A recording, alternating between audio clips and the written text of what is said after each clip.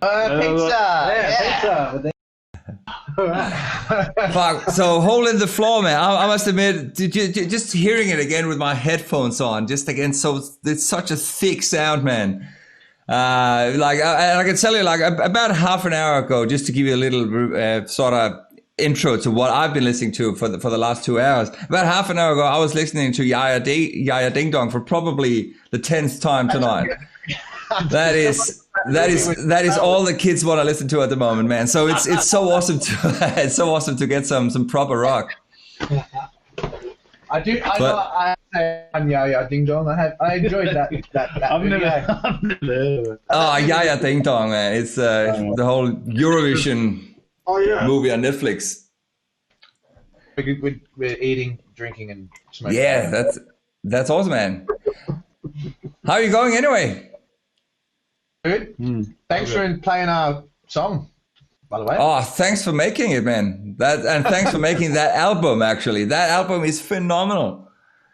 Thank you. Thank you, man. I appreciate it. It's always good to hear that people like it. Oh, honestly, how can they not? Like again, it's such a like when you sort of play sort of back to front, it's such a complete package. Like all the songs, like again, it is pretty much the same as what I've been talking to a lot of the other guys on some of the other chats about. It's the fact that a lot of people sort of releasing singles, but you managed to sort of do a whole album that sort of has captured like the whole essence of a full rock album. And again, the production is sensational as well. Firstly, I'll say you're the first person to ever say that I have a decent package. Oh hey! I've heard. Apparently, you have a bit of a reputation out there. I know Nathan from Spotgun. I met him at the gig on Sunday, and he said he had a little bit of a man crush on you. I have a man crush on him. He's a beautiful rooster, super talented.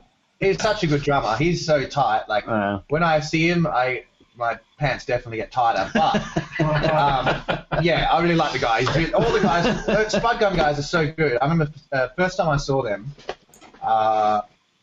so probably about a year ago, and I was blown away. I was like, who the hell are these guys? This was amazing. Because it was so different. So energetic and so tight. The songs were great, and there hasn't really been a lot of, lately. Like, I mean, there's heaps of good bands out there.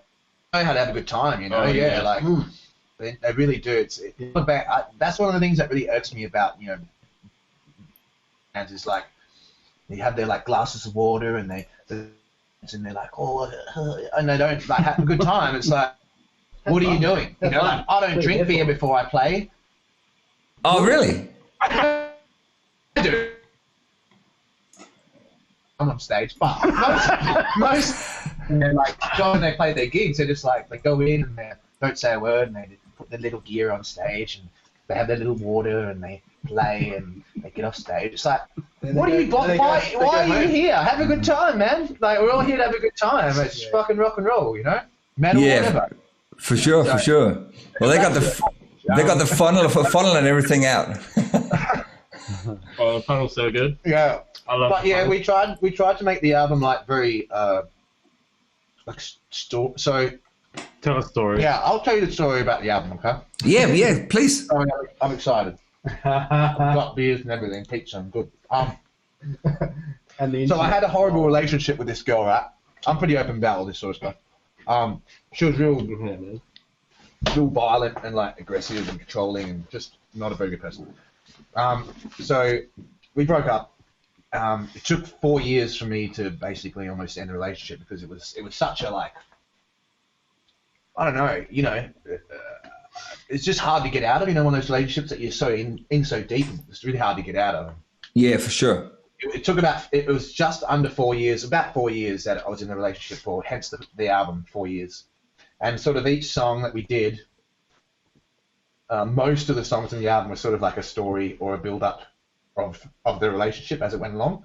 Oh, right. Which is what Casey 1, 2, and Hole in the Floor is. It's like a medley of sorts. That's why they all link together, and it's kind of like a story. So the first one's sort of like, this is starting to, something's wrong here, and the second one's like, oh, this is shit, and the third one's like, nah, fuck off, kind of, you know, that kind of thing. Yeah, wicked. And then some of the other songs in there are sort of, there's a few sort of slight political based things in there, and a few sort of you know, various different types of songs in there that don't have anything to do with the relationship, but it was, most of the album is based on that sort of relationship, and we planned it out song wise so that it would kind of show in that fashion, like how the relationship went. So if you listen to the lyrics carefully, you'll sort of hear that as a story in the album.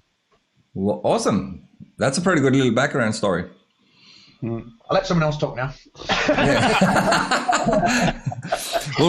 Well, we can talk about obviously the like. I'm actually curious to hear a little bit more about the album because again, as I said, there's so many. I think there's a lot of really strong songs on it. Like I've written down a couple here. It's the Rectitude, Abandoned, Silence was probably the first one that sort of really caught me when I listened to it. But Dan wasn't too happy about playing that. We're going to pull that from the set. Yeah. Oh, really? Well, yeah, he doesn't want to play it anymore. I like the song, but it's one of those songs where every time I play it, I look down the crowd and everyone's like, I wonder how they got that on the roof, you know? Like, I wonder, Oh, really? And they start thinking about their lives and like, no one's enjoying this. Yeah, that's the kind of vibe I get from the it. pee break song where you like need to go. It come doesn't- back and. I personally love the song, It's and a I good- love playing it. It's a good recorded song. I think it's one of those songs that live doesn't seem to come out. Maybe you're right. Yeah, but again, obviously, I haven't seen you guys live. I've been listening to the album quite a bit, especially at the gym. It gives you energy, you know. Yeah. But yeah, you might be right. It might be like a more of an album song, but again, don't know. But obviously the main one I would like to sort of touch base on is Ember's song, because obviously that has a pretty rough story to it. And actually, I listened to it the first time when I was driving on my way to the gym, and sort of hearing that intro, hearing the how that song is built up, you know, that really acoustic feel and those very, very strong lyrics. That I was sort of in tears at the end of it, man. But I suppose that is one of the really strong things about music in general, that it can be so powerful when it's sort of wrapped up in the right way, and that song just really hits the whole atmosphere of the lyrics there. But what's the sort of like the background story from the song? I could see on your Facebook page as well, there was a couple of photos from, I'm assuming that would be Ember. Yeah. Yeah. So we actually had a few people say that they like that song the most in the album, and it maybe because it is like a true story, and maybe people can sort of get that it is an honest sort of story. And it's good. It's good to break up the album in there. I think it's a soft one in there. It's quite good. But yeah, it's a true story about a friend of ours who's a really big fan of the band, and she had cancer 5 years ago. And she's been fighting it ever since. They gave her 6 months to live because it was like, hey, it's over, sort of thing. And then she fought it, and then like it was on and off for about 4 years, and I think now she's almost in remission. Oh wow! So, like that's, and then you listen to the lyrics of the song, and you'll hear sort of like, it's basically like the doctor's saying, go home, sort of thing. But yeah, amazingly, she's still around and still shows up to all the gigs. So that's a cool sort of little story that for that album. Thanks. Thanks man. Yeah, thanks for that. Fantastic. Oh, that's really good, because I was listening to the song and I actually thought that, you know, she had passed. So that's fantastic. That's really good news. We weren't going to put that in the album actually, because we hadn't recorded drums for it. Because initially it was going to have drums for it and everything, but we were like, I won't do it. And then I had the studio set up at my place when we were doing vocals, and I got bored a few times here and there, and so I was like, fuck it, I can swear on this, right? Yeah, of course. of course. It's not a jazz show, man. And then I was like, fuck it, I'll just record it anyway. So, acoustically played it to a click and did some vocals, and I vocaled the shit out of that song. And then I did another one for the last song, which is that Stockholm Syndrome, which was about the relationship I was in with that girl. So the 4 years, it ended the album nicely, basically to say I had this Stockholm Syndrome, but I'm out now and it's over. Let's go to the next album. Kind of. That was the sort of ending of the album. How long were you guys together? Like obviously 4 years is a long time to sort of try and get out of it.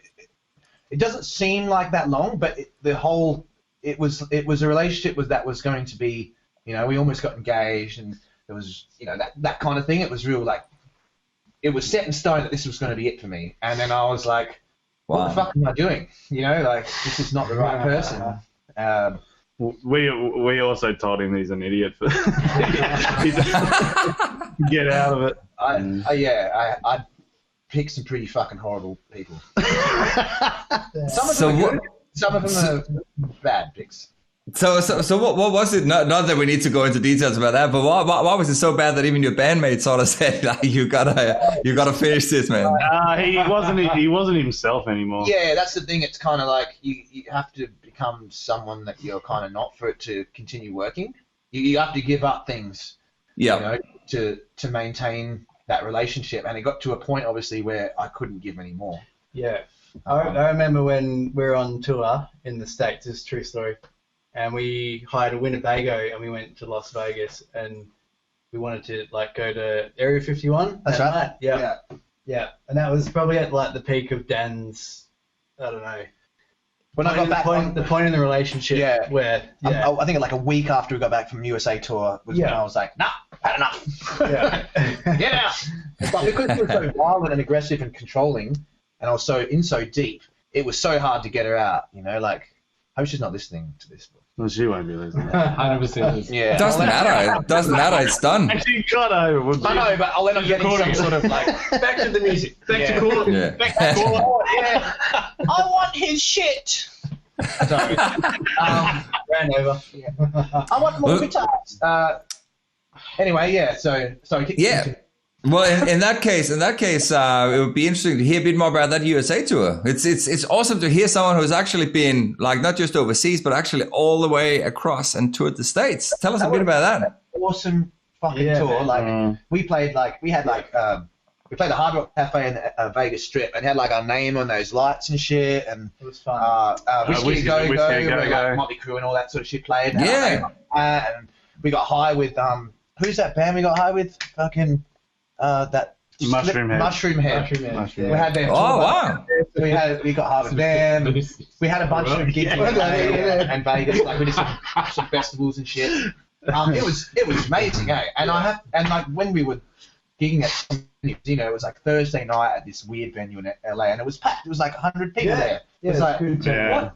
But and also a lot of the bands we played with in LA, you think. I remember saying this to the guys. Okay, guys, we're in LA now.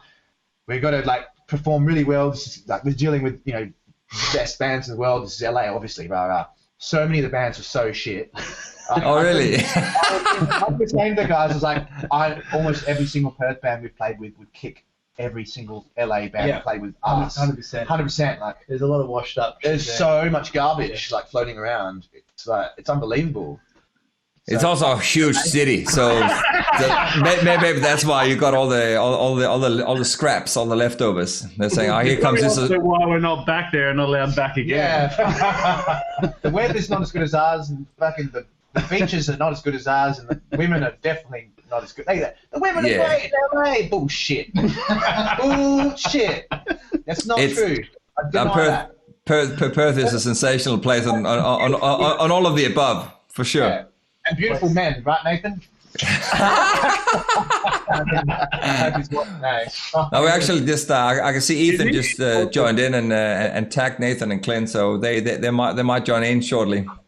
Yeah, I love that. Such good guys. And then Kim's watching. Hey, Kim. Hello. We were considering possibly doing with Spud Gun. I think we want to do some sort of tour with them, up down south, up north, whatever, because we know we'd have a good time with those guys. We all have our drinks. We all have a good, Yeah. compulsory beer bong from the boys. Yeah, compulsory. Yeah, oh, yeah. The first time I saw them do that, I was like, "This is my fucking favourite band." They're so good. I love them. I can't wait to see them, man. That'll be awesome, man. Yeah. But just touching back on that the USA tour, I'm curious to see how did that happen? Like how do you guys get that set up? The States. Mm?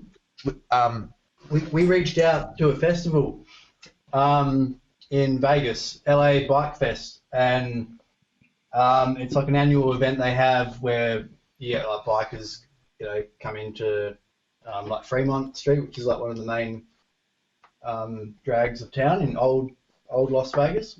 Yep. And so we reached out to the event organisers and just said, have you got a slot for us? And they're like, hell yeah. And so it all just flowed from there, eh? Mm. And then we sort of used that as collateral to get other shows, and it just worked out. Yeah, it worked out awesome.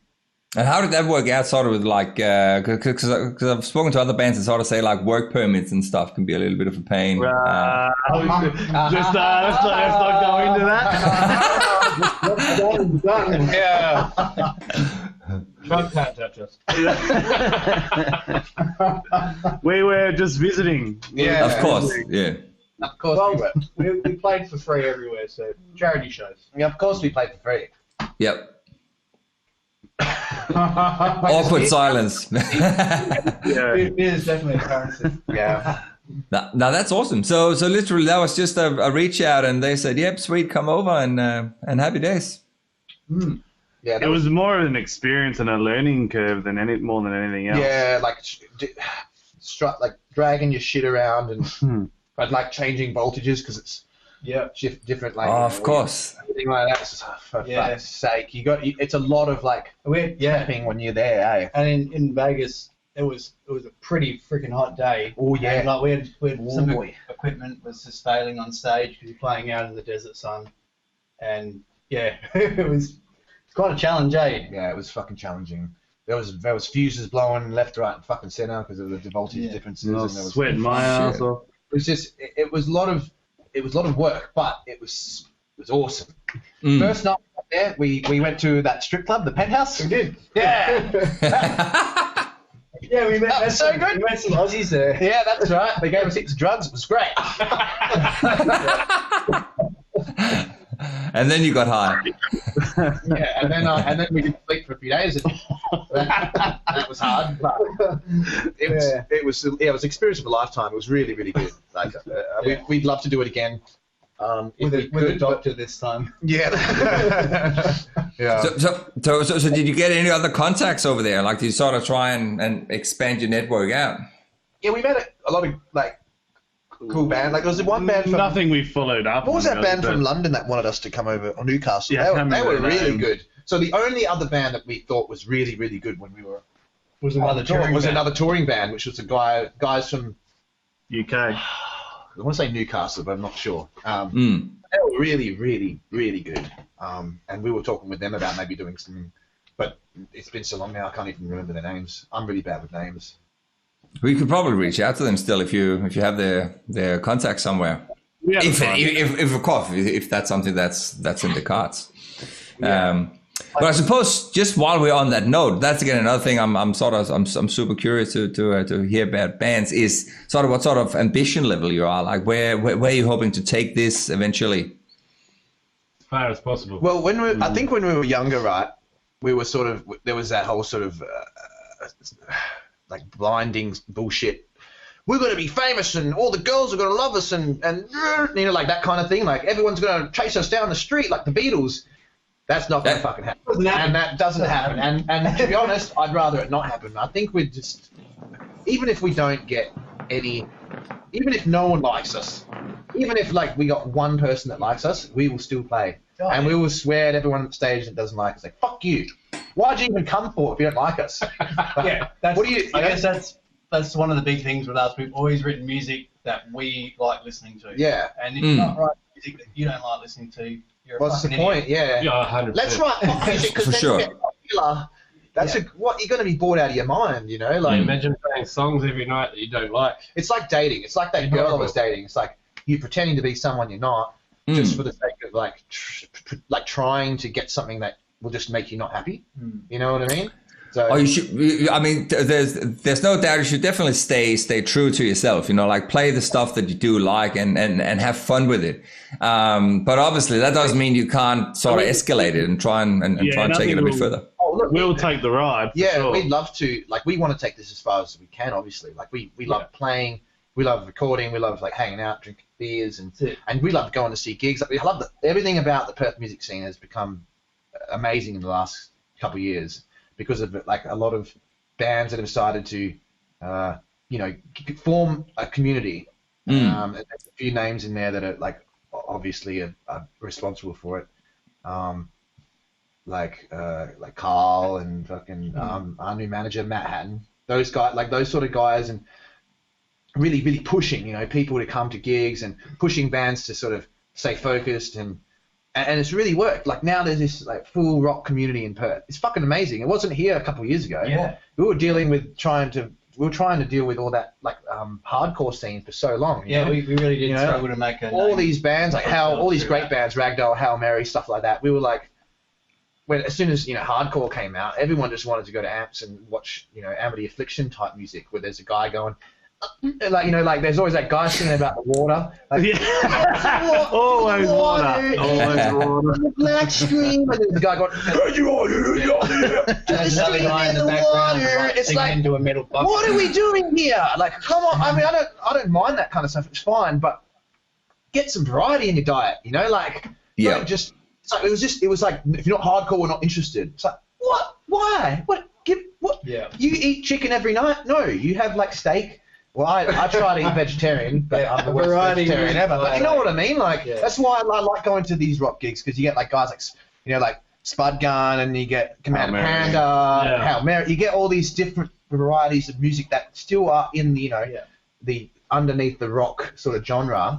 Yeah. But there's no I don't like them because he plays a Fender and it's like who gives a shit? Like we're all having a good time. I don't like that sort of thing, and that's a big thing. I think that was really ruining music a few years ago before everyone decided, we need to make a community here. Yeah, I'm glad that mentality's changing. Yeah, like the metal sort of community, they have their own little community, and again with the metal guys, like I love going to metal gigs. I fucking the energy is epic. I love all that stuff, but they have this real sort of sub-genre thing going on. It's like black metal, or you don't wear this, so you're not. It's like fuck it off, eh? Like why can't we just, like why do you have to subcategorize everything?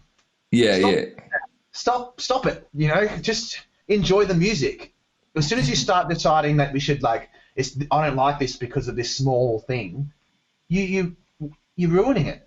For everyone else as well, because you're just this super downer. Have a beer and shut the fuck up. That's it. Spot on, man. Rant. Yeah, sorry, I rant a bit. You heard it here first, man. These guys have to hear it all the time, man.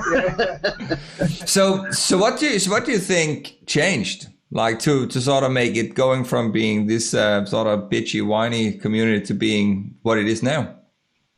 I couldn't tell you, to be honest. That's a big question. I reckon it's just more people playing different music, and then you've got the guys like Carl and Matt trying to put on these shows to bring as many bands together on one night, which didn't really happen before.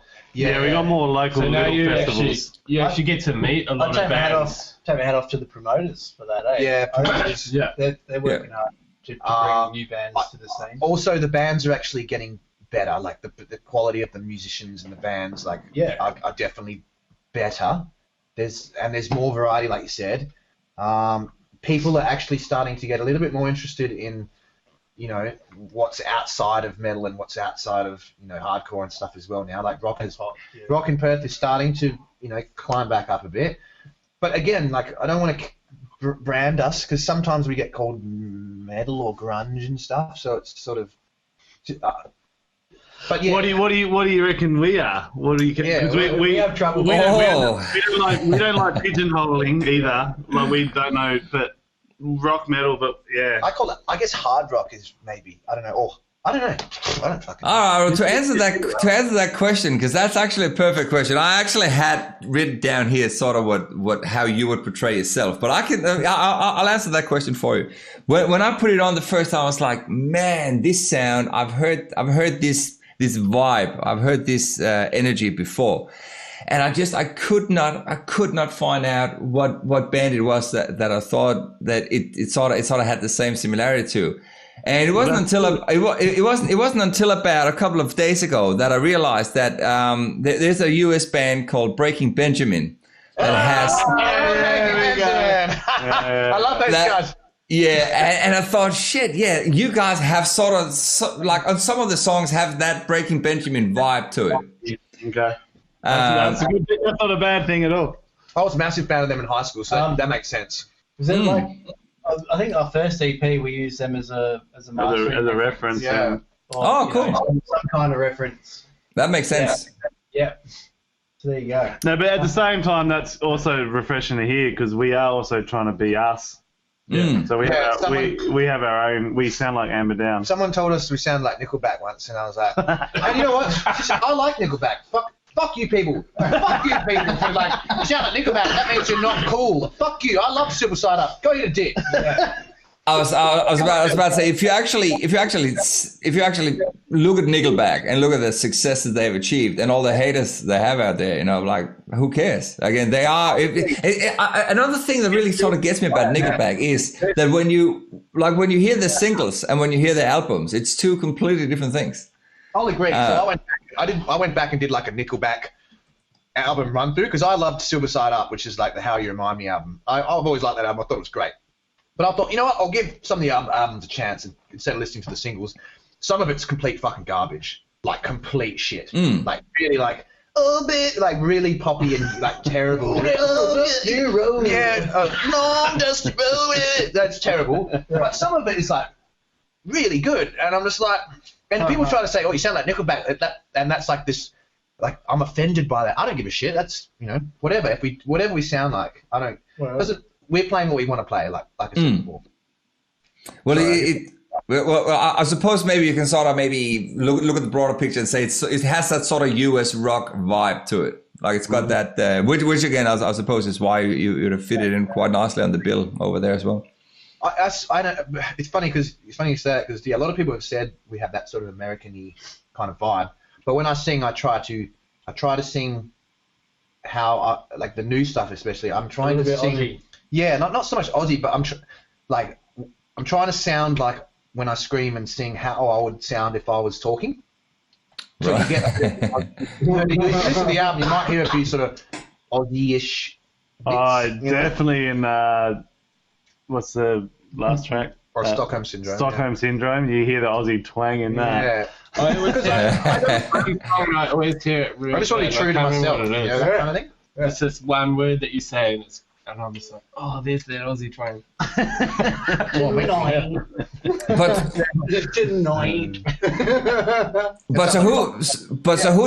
who are you guys sort of comparing yourself to, like in regards to influences or sort of like your overall sound? Well, we have different. Yeah, we're actually all different influences. We struggle, I struggle because there's bands you like, and then there's bands you're influenced by.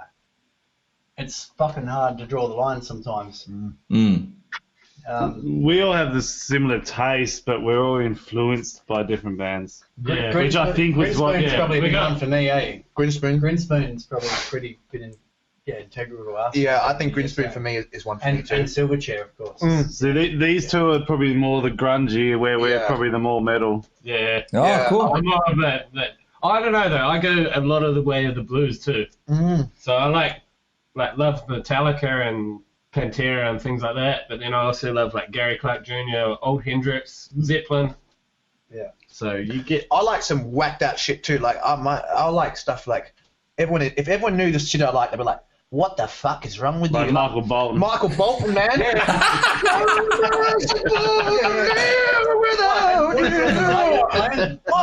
The 1975. I love 1975. I like John Mayer, Simply Red. Simply Red. 100%. I like some like Paper Kites. Just listen, like it's nice and quiet. And then the next one, I'm like, so I'll listen to some Paper Kites, which is like one guy on acoustic guitar, like, and then I'll just put on like Mudvayne, and it's just like, yeah, like it's good to have that variety. Yeah, it's good for sure. For sure. Well, I probably had not thought that the sort of Michael Bolton was on that list, to be honest. But that's good. It's good. Like it's out there now. Like it's you can't take it back. I saw him in Perth. He played in Perth like 2 years ago. He's like 77 or something. And he just comes walking out. He comes walking out like 70 years old. He's like, fucking full of beans and shit. He was like 2 hours. 2 hours, man. He's like 70-something years old, and he's still amazing. It's like and he's every note. It's like just spot on, And I like passion in music. It doesn't have to be aggressive. Yeah, that makes all the difference. When passion is the biggest difference. You can actually see somebody believes in what they're trying to say or sing about, and then because you see right through it when people they write these songs and then. Or the emotion, the way they portray the emotion or the way that they sing the lyrics just doesn't fit together, and I'm just like, what? This it doesn't make sense. It's like bad acting. Yeah, it is. It's like watching a B-grade movie. But and I think people I'll still watch a B-grade movie. Yeah, but that like a B-grade drama becomes a comedy, right? Yeah, it's like trying to be serious in a B-grade movie.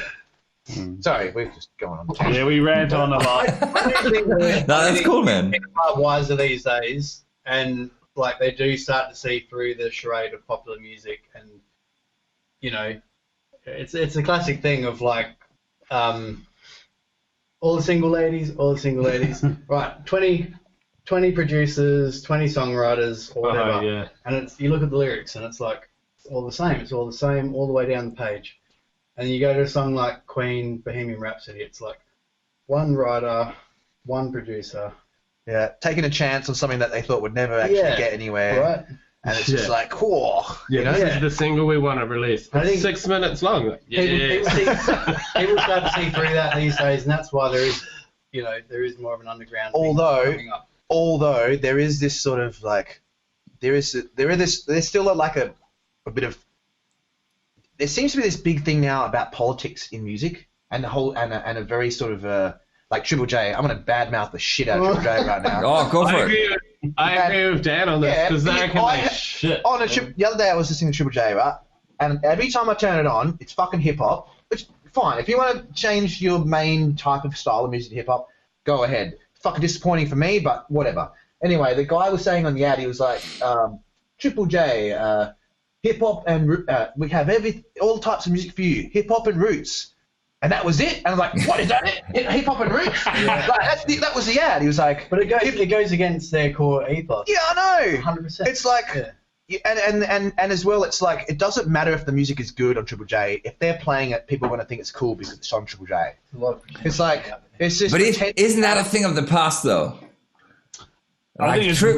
No, I think it's worse. I think it's worse now. Either I'm getting older, I'm getting more like angry and senile, or every time I turn on Triple J, I hear hip hop and roots, and even they said on the ad, they were like, if whether or not it's hip hop or roots, we have it for you. I'm like,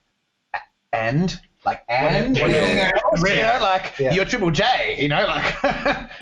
Supposed to be supporting the art. Anyway, exactly. Yeah, because I was supposed to and we're on Triple J. And I feel like it's become this popularity thing. It's like it doesn't matter if the song is good or if it's better if it's shitty because then people are like, I like this song. Nobody else does. They push it in your face like this is a song. You better like it. If you don't, you're not cool. Like oh shit, better like it. It's an image thing, and there's politics involved too, and you better follow those politics. If you don't follow those politics, you're a bad person. Oh shit, like, and then everyone's like, they jump on this bandwagon and just I better like that music, otherwise I'm not cool. Fuck that idea, man. Just like whatever you like. It doesn't make any sense. Like, why are you doing that for? You're ruining music. You're putting politics in music. You ruin it. You put bloody. You create this. The music's fine, but it's the way that they do it. Yeah, they're like it's like they've created their own sort of emo type. You have to you have to conform to their specific way that you're supposed to live your life, or else they don't play you. It's like the best example is Sticky Fingers. Like one of the great Australian band. Awesome. I've seen them play live. So good live. And the singer said something dumb to some chick, and got blown up, and then Triple J's like, no, we're not going to pay you anymore. Really? Like outside of Triple J. Yeah, I've heard that stuff before. Yeah. So now he's not. They don't play any Sticky Fingers on there, and that one of Australia's best bands. That's what I mean. You don't just bandwagon. Don't do that. Yeah, don't ruin the music because you have a different opinion on something. It's like the world is getting really fucking stupid. You know, it's like everyone is sending death threats to everyone else because they didn't like what they said about something. It's like, go get a job or something. Yeah. Fucking go play basketball or some shit. What do you?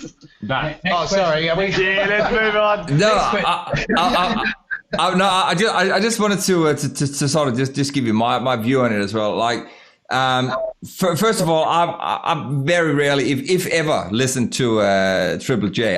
In fact, I don't really listen to the radio to begin with because of a lot of the same reasons. Like, it's all that commercialized stuff that is, again, the same lyrics, the same producers, sort of the same funnel. You put the same shit in, and the same shit comes out down the bottom. And that is why something like this, having a chat to all these amazing bands that no one hears about unless they go to the gigs, pretty much, or unless they are following the pages or are part of the community. That is something that needs to get out there somehow.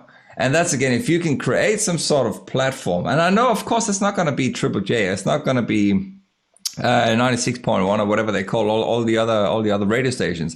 But that is what I personally think, that if you can push something like that further moving forward, getting out and sort of getting a reach to all these people like ourselves who don't like all that commercial music, then there is so much talent out there.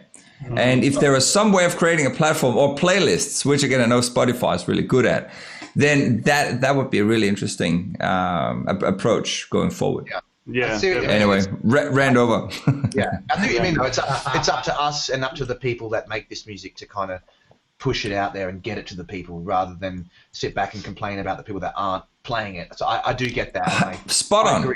Yeah, spot on. We need an updated radio station in Australia. I just think you're right. I think there needs to be more the best variety. That's all. Bit more variety. The best example though of like a really good radio station. Respond to some comments. Is Kev. There you go. Yeah. Me and Kev are also in a male and male relationship. I love my roommate Kev. Wait, no, don't you do this at the end when we talk? We do the question? Yeah, exactly. Yeah, we're gonna go through. That's before, fellas. We're gonna run through that a bit later on. And well, all right. So trying to get back on track then. Yeah. About this. There's a good radio station that everyone should check out. Yes. It is a New Zealand radio station, but it's fucking good. Oh, shout out. It's called The Rock. The Rock. If you go to therock.net.nz and listen to it, yeah, it's excellent. You will have a great time. The DJs are funny as hell too. Awesome. Yeah. I'll write that down here. That's this kind of station we need in Australia. And is that an internet station? Yeah, if you go onto their website, you can listen to it, or you download there's an app called Rover. Yep. ROVA, and you can listen to their music through It's that. excellent. It's like Rage Against the Machine, Pearl Jam. It's just like all these bangers. They play all the bangers, and there's like heaps of new rock songs coming up on there too. So it's really good. I think more radio stations like that online is probably something that the bands could try and connect to as well. I saw Ashes of Autumn had their song on some radio station in Texas at the moment or something. Yeah, they're doing really well. They're doing hell good at the moment. They're a really good band. They're them and like all the sort of bands that are playing at the Perth Rock sort of festival this year. I mean, all of them. They're all good in their own way and genre, like there's no sort of weak link like, there's none of that, really when on stage anymore. There's no Fender guitars. Just everything, everyone knows what they're doing, everyone's got their own style, it's fucking awesome. I'm really happy with the state of Perth music. Everyone's putting on really good shows. They're stepping up in the bar, it's good.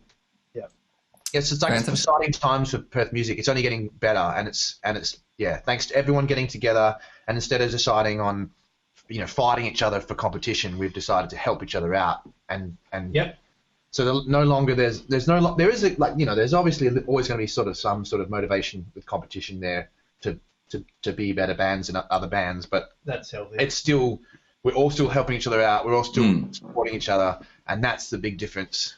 That's the major difference. And like if you are a band, an upcoming band or whatever, don't shy away at a gig. Reach out to the headlining act. The other band. They will be glad to have a beer with you and chat with you. Yeah, 100%. And just talk shop. That's sort of how I guess. Brewski? Yeah, hang on. Beer, and take if anyone gives you some good Going now? Well, you can't. I can't say it now. If anyone gives you criticism, good. Take everything. Yeah, take all criticism. Even if it's even if they're just shooting you down for no reason, just use that as a fuck you, and then start writing something else. Well, not write something else, but use that to energize, to build yourself. Or if it's constructive criticism, take it on board. I got a question for you. Can we be the questioners? Who, excluding us, because that's just fucking horrible. That's dumb. Won't make it. Excluding us, excluding Amberdown. Who are your top? Oh, you're not going to like this question. Yeah, who are your top 3 Perth bands? Look at him on the spot. I don't know. If it's, I think I'm gonna answer that in a very diplomatic way. I haven't seen that many bands live to probably give a good top 3 albums from Perth. Well, the thing is, no one are making albums these days, except for you guys. Well, then it should be an easy answer. If it's best albums, you guys are definitely on that list because not excluding us. That's just poor taste in my book. I must admit, I really enjoyed the Filth Wizards show at the Badlands. Yeah, they were really good. Right, man. Commander Panda was really good. Commander Panda, man. Those guys, they make me they're so. Their live show so good. I always laugh. I always have a good time. How good is No Scrubs, eh? Yeah. Yeah, they're No Scrubs. I always cover. put the fucking hat on when I see those guys. They do a great cover. They never actually got around to play that at Badlands. Oh, the music's good anyway. The first song they always play, and I can't remember the name of it now, but it's fucking excellent. Every time I hear it, I'm like, yes, it's a fucking good song. It's on Spotify. I just can't. I'm bad with names. Oh, the No One's Fucking Steering or something. Yeah. It's a funny video as well, man. Video, yeah. But look, I mean, I'm coming down to your gig, the one you're playing with Electric and Spotgun. Electric again, another ripper band. That's so good. They're so good. They're great. Rob's one of the best frontmen I've ever And their new song is fucking killer. Which one? Weirdest Blood. Is that the one? Yeah. And that's a sick video as well, man. Is it Hit the Lights? Hit the Lights? The one they were talking about that one yesterday. That song's fucking. That's fucking great song. I've cranked the shit out of that all the time. But yeah, he's a good front man. He runs a fucking muck, eh? They're excellent. Those guys, really, really good. Yeah, it's gonna be a good show. Playing with them next week. Yeah. Yeah, next Friday. Yep. Next Friday. So week tomorrow. Yeah. So and then after that, we've got what is it? Coke Fest. So we have Jackson Coke and what do they call it? The Silent Deeds are coming on as well, and Perth Rock. So obviously Perth Rock, there'll be so much more to catch up there again. So look, maybe ask me in a couple of months, and then I'll give you a precise answer. Jackson Coke is so good too. I remember the first time I saw them, it was years ago, and I was like, "That's Carl's band." Carl, man. Great dude, Carl. First time I saw him, I was like, "Oh, they're okay, a bit sort of rock, generic rock." And then I saw them 2 years later, and they fucking blew me away. The amount of in 2 years when how good they got, I was like, "Fuck, these guys are so good now." The level of talent, the level of how good they got so fast, it fucking blew me away. Silent Deeds is the same, but those guys have always been good. Those guys have always been good. Corey's a good dude too. Love that. The other Man Crush, Right, Yeah, man crushers. You got all the man crushes. Man, I dominate man crushers around Perth. Eh? Fantastic, man. Well, it's gonna make me blush here, man. All right, let us try and get back to my little list of questions here, because I remember when I was texting back and forth with Daniel, sort of leading up to the show here, and he was telling me about your recording process when you did the album, and that sounded like a bit of a different way, because I think you mentioned you're doing a lot of it sort of in live takes, or just doing a lot of really good takes. Could you sort of try and run through the actual recording process of the album? For 4 years. 4 years. So so we tried to do, instead of quantizing everything and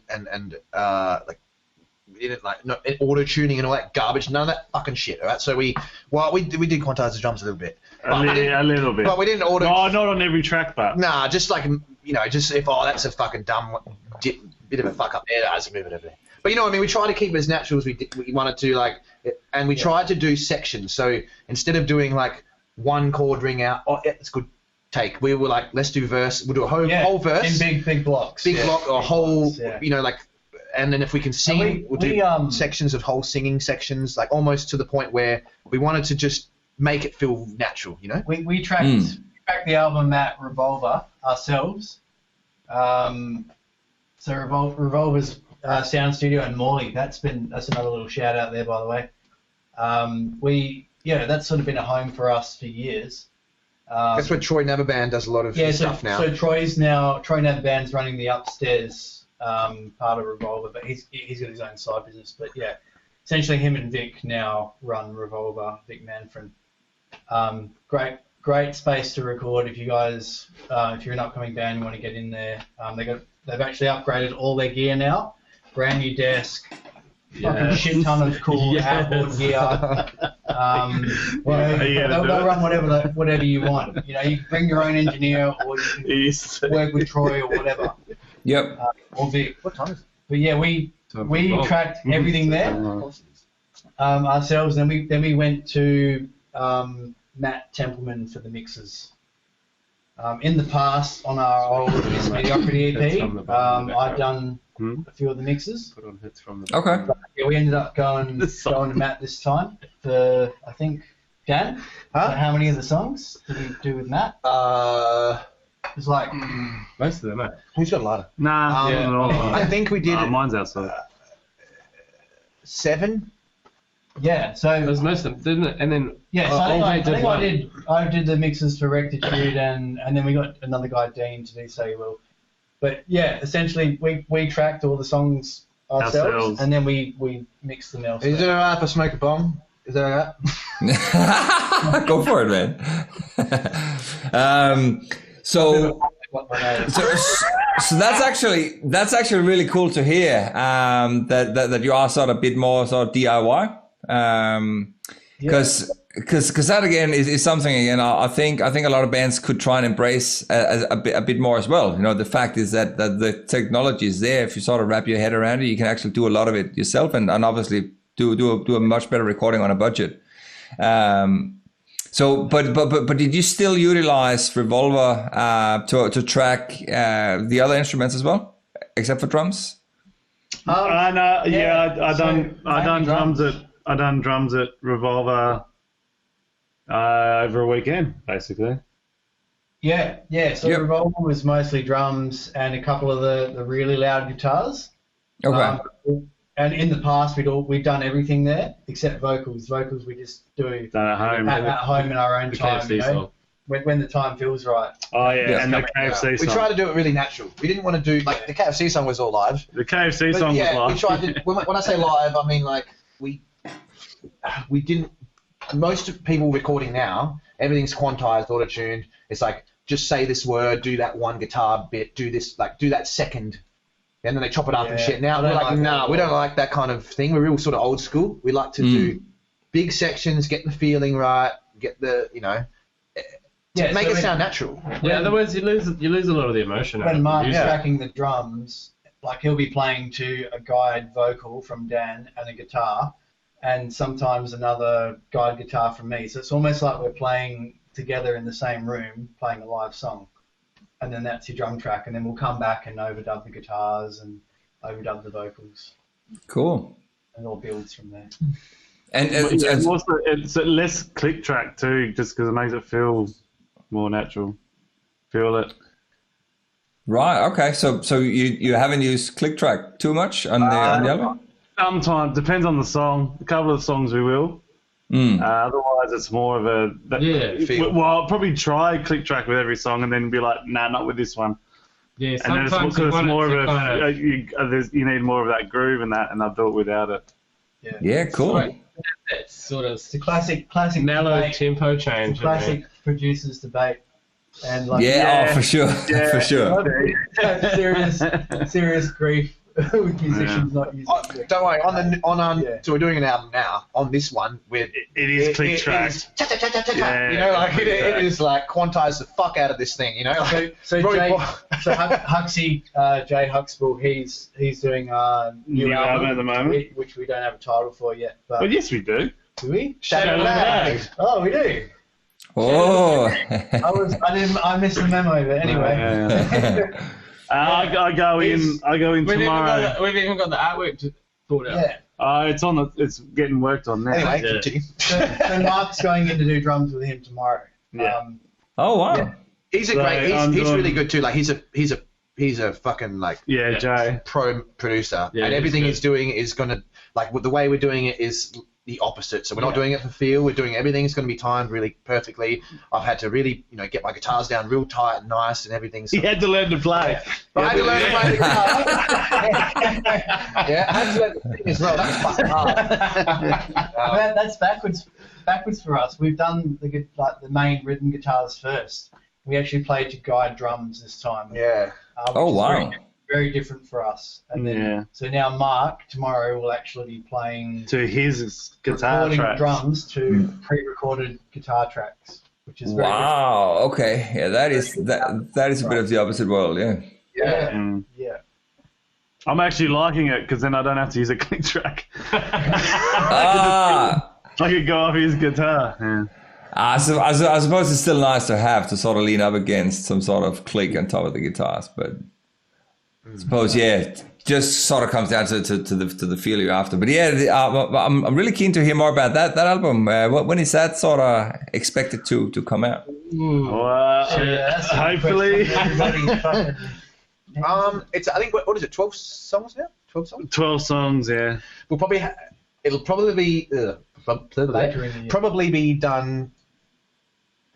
I don't know. We can't commit. I hope. Come on. Hopefully by the like October. Hopefully like October, November. No, but it's almost August, September. I reckon November, December. Yeah. Hopefully it's a stocking.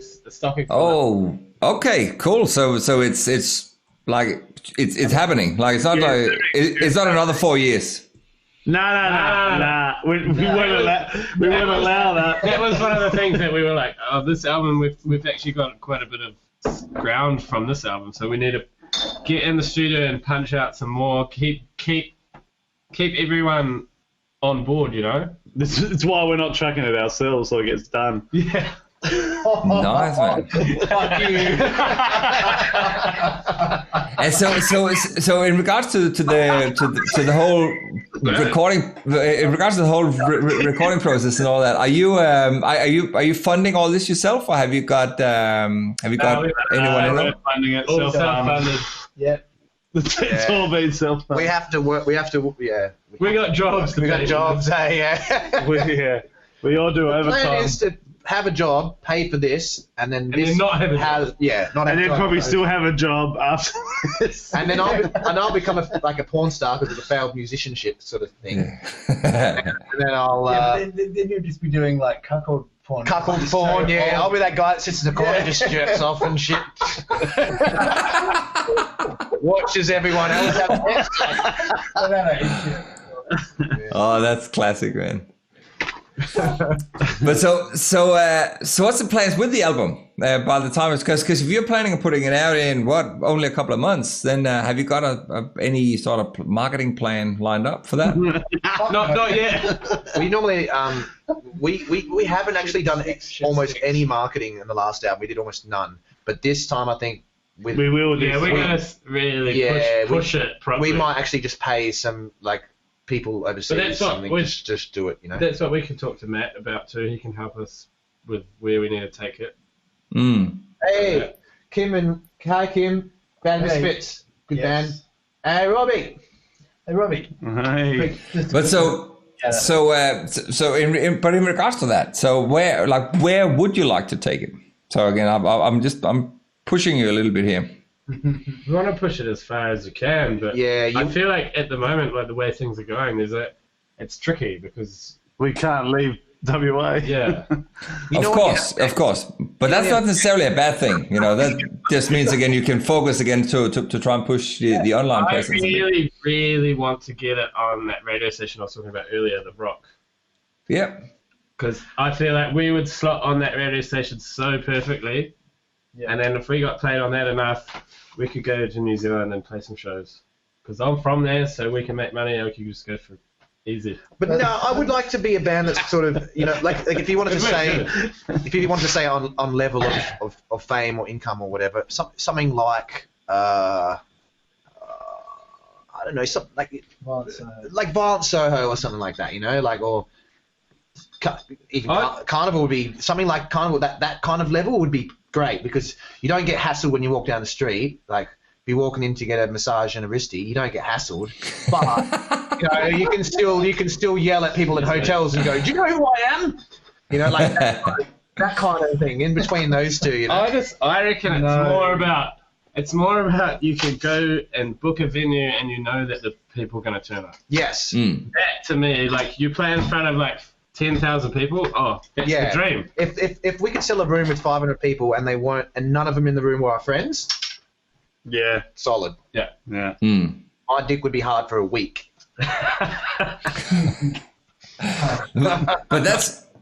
But that goal in itself is not that unachievable. That sounds pretty easy. Fairly straightforward. Yeah. Oh, we're talking about. Sorry.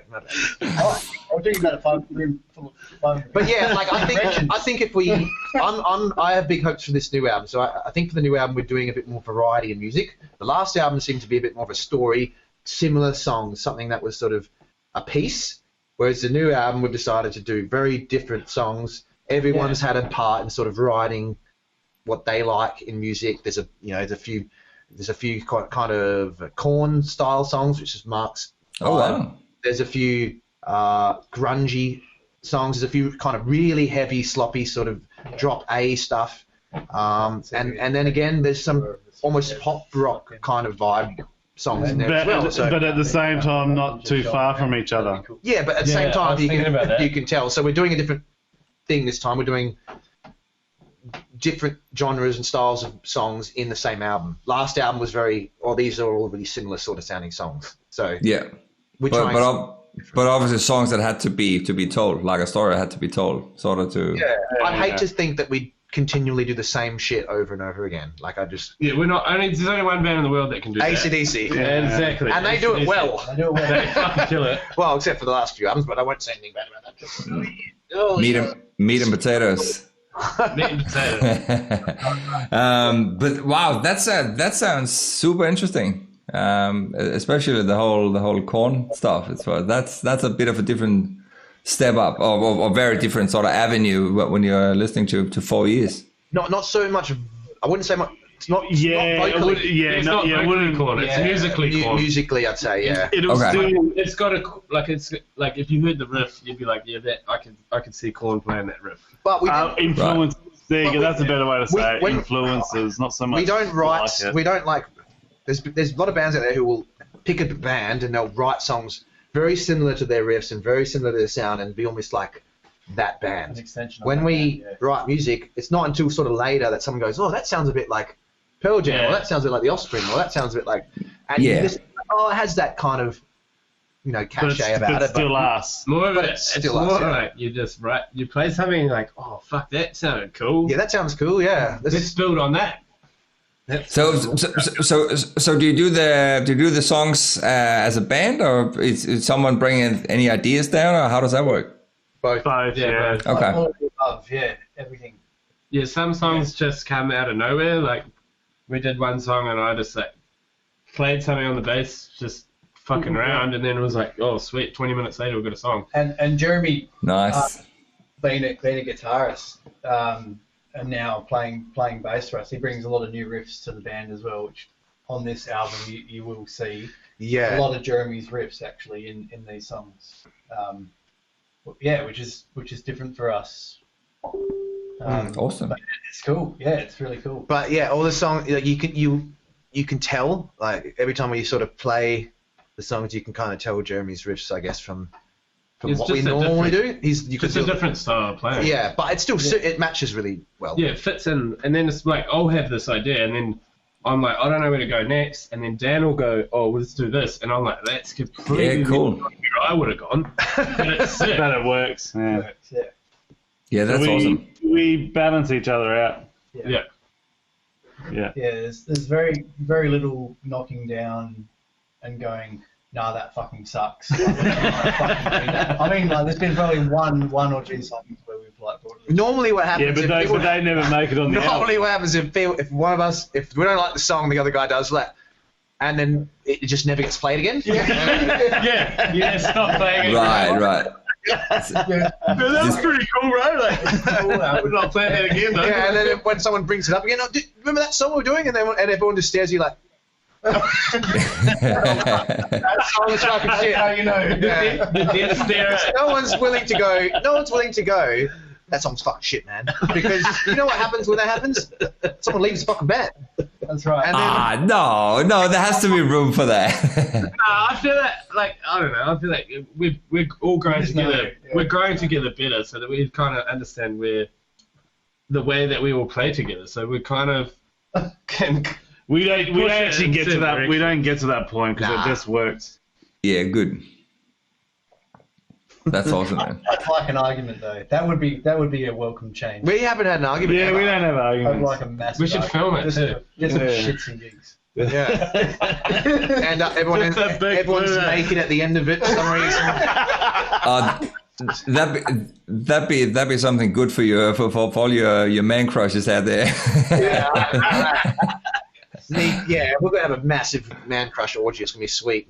Me, Kev, and Nate, and who else? Rob. Oh, James Kelly, you can come. Who else? Sorry, you're a woman. Larry, sorry, you're a woman.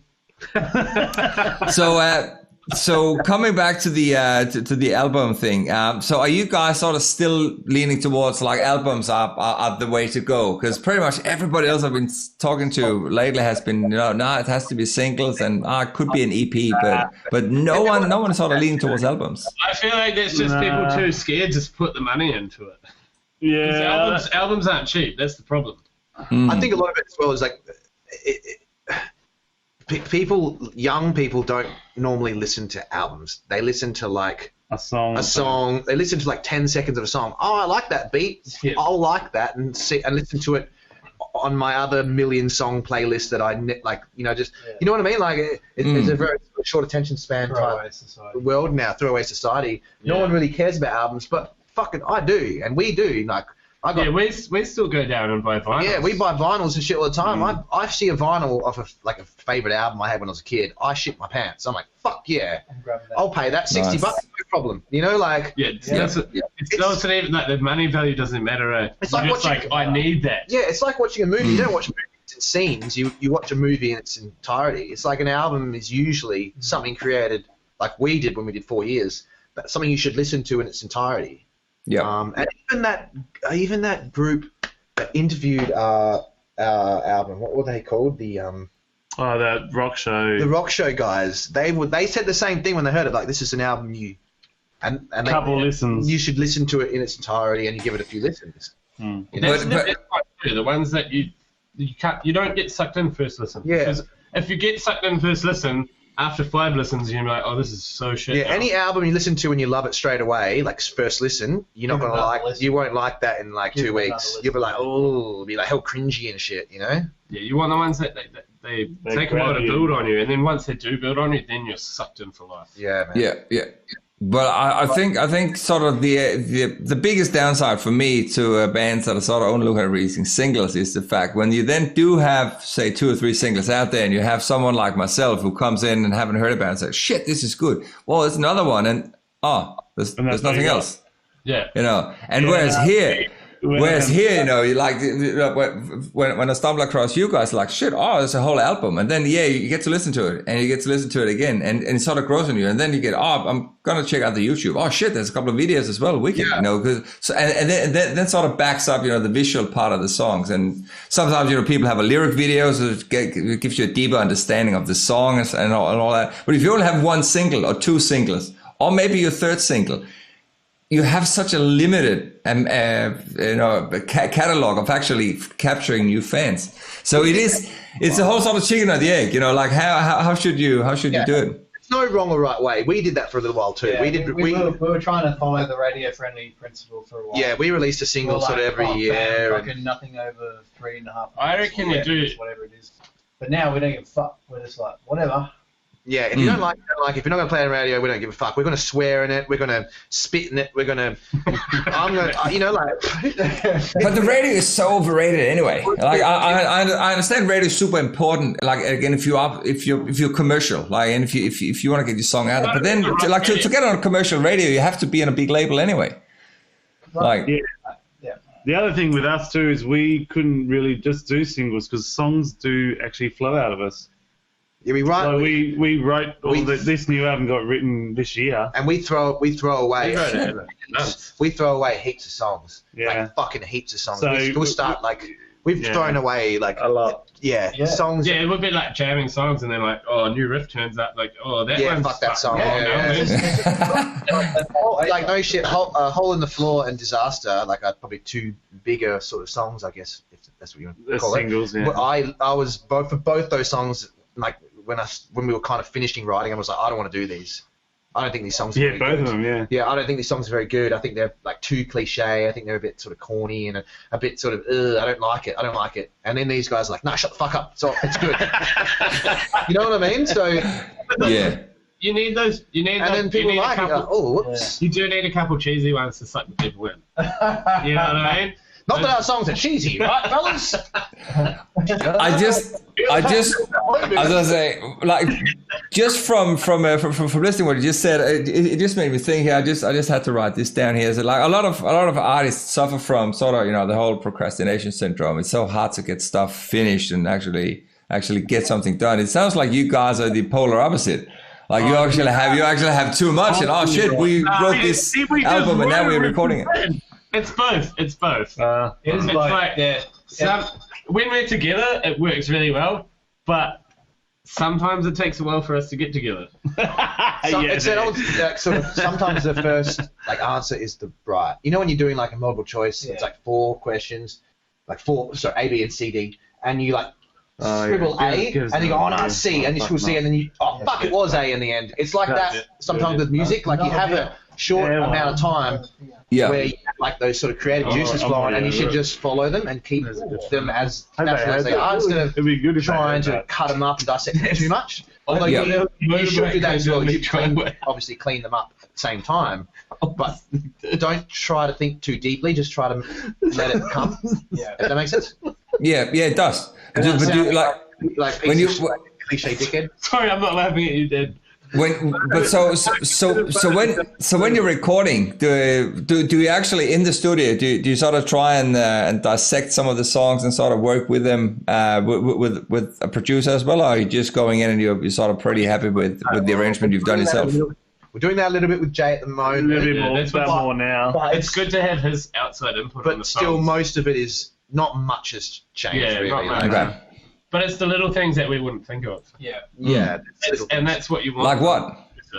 Like what? Like the odd little drum beat, or like a bass line, or a guitar riff, like just changing little, or stop, like aspects of the riff. Yeah, or like. Okay. Yeah. I mean, there's not too many big arrangement changes. Yeah, the songs Nowadays, themselves still say the same, just little flares. We used to get a bit of help in the change. past, but I think now we're kind of leading the way ourselves a bit with arrangements and that. So yeah, like I say, it's just little 1%ers here and there. Yeah. There's a certain thing, I don't know if I get it, but you guys were the same. There's a certain thing, like, with a certain song you write, you just know, oh, this is, I'm pretty sure this is good. Yeah, you know what I mean? Like, 100%. I'm pretty sure this is a good one. And then you show it to people and they're like, oh, yeah, it is good. Like, okay, good. Just making sure, because you never know. You could be like one of those. You've seen American Idol and Australian Idol. You see those guys. They go on the show, so confident, and they're like, "I'm the best singer in the world." It's like, holy fuck! Do you not hear yourself? You don't want to be that guy. You want to be able to know where you sort of sit. You know, like. But but those guys go on stage because they haven't had any bandmates. I haven't had any parents or friends that have told them that they suck. They say, dude, you actually cannot sing. You know what I mean? Like, your riff sucks. You have to have some sort of ear, some sort of foundation where you can go, oh, that's that note. You know what I mean? If you don't know that is then fuck off. You know, like, you're out of the game. You know, like, it's like someone with robot legs in the Olympics.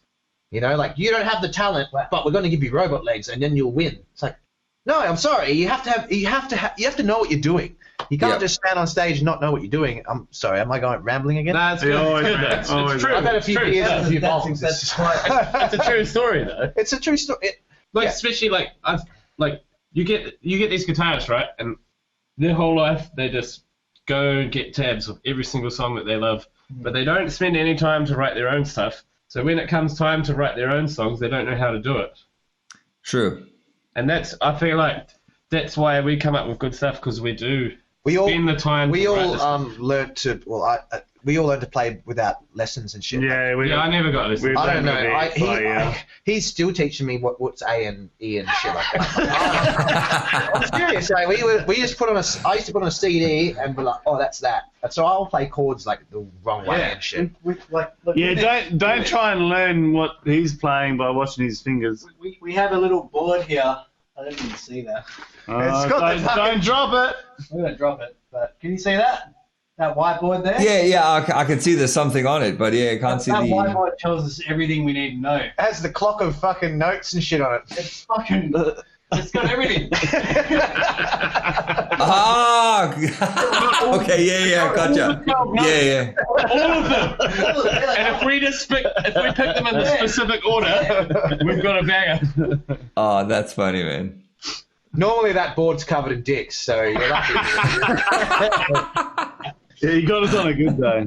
No, but you know what I mean? I think you have to be able to have a good sort of self-judging ability. Oh, yeah, absolutely. Otherwise, because I'll write stuff, I'll be like, oh, that's shit. And then I'll see the look on their face and I'm like, yeah, it's shit. You don't want to be like them to go, no, it's good. And you're like, yeah, it is good. I think it is good too. Like, if you, that's where the problems begin, I think. So songwriting needs to be, we need to be honest with each other, not too brutal about things, just sort of give them the eye, like, and move on, you know? So would you sometimes go out and test those songs for a live audience or play them to someone else? We've tested a lot of like songs on live audiences that we threw away straight away. Like, a good example was our last gig, and I was like, boys, we should play this song because I reckon it's going to be real good live. And then we played it live, and it turned out to be a really banger. So he was right. Well, if you come to the next gig, you'll see some of that good stuff. Yeah. We're definitely giving you a bit of a preview of the next album.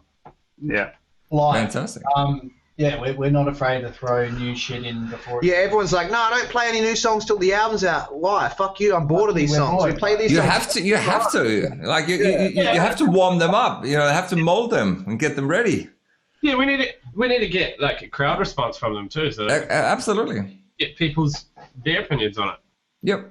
100%.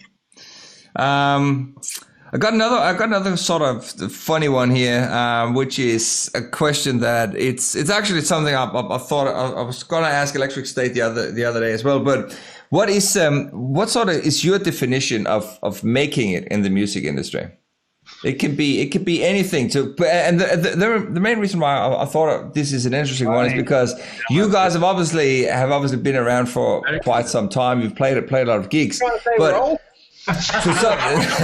not at all, man. But what I'm thinking about is like to some people, I reckon playing in a band can be sort of the same as you go down and play golf on a Saturday morning. You know, you go down and hang out with your mates, shoot a couple of holes, and you go home. You're happy with that, and then you go back to your day job, and that's it. And you're happy with that, and that's beautiful. That's totally cool. To others, it's sort of like, as you mentioned before, you want to be like at that sort of carnival level or something where you can do it. You might be able to do it full time, but you're not uber famous. Or you can be Nickelback.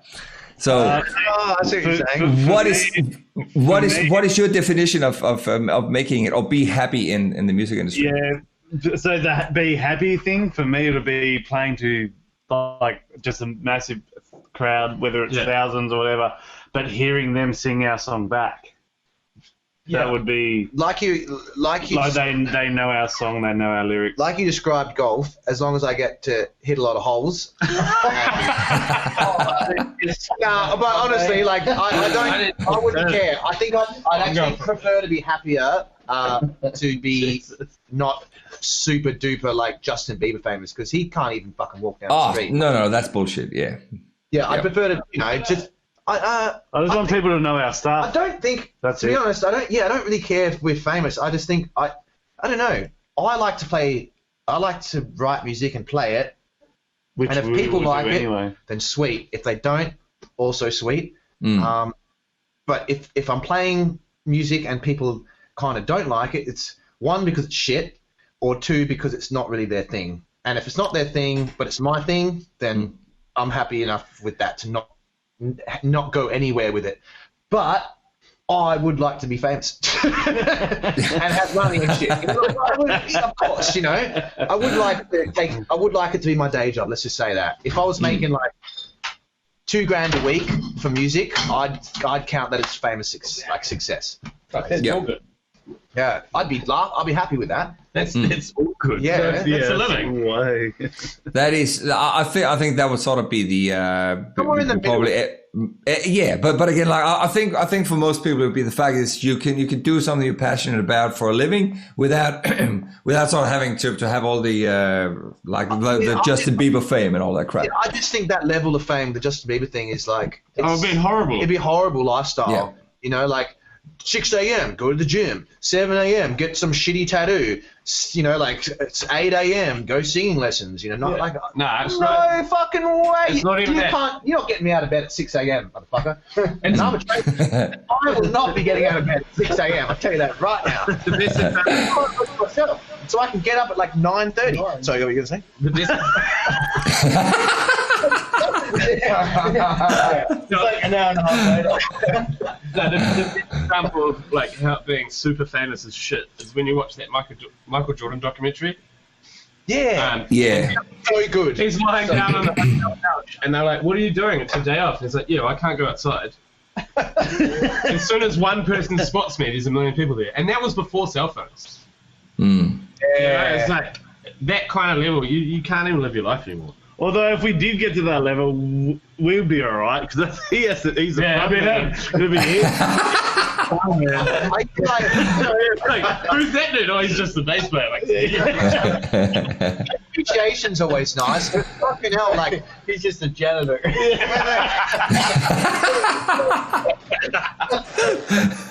Like, as soon as I like hear some sort of odd sound and pull my blinds and see a guy jerking off, that's when I know I've become famous, and that's when I'm really like, whoa, what if it's going to be different? You know what I mean? Like I was, but hey, I'd still be flattered. I'd be flattered, He would be too. I think any sort of flattery and appreciation of our music is what we would like on any level, even if it's like 2 or 3 people that say we really enjoyed that, we like this song, we like that song, can like, pick songs and come to watch us over and over again. These are the people that like we appreciate. We appreciate them as much as they appreciate us. And as cliche as that sounds. Started to happen a little bit organically over the years. Like not having you know, early on, you've got your rent a crowd, family, friends that turn up to a show. But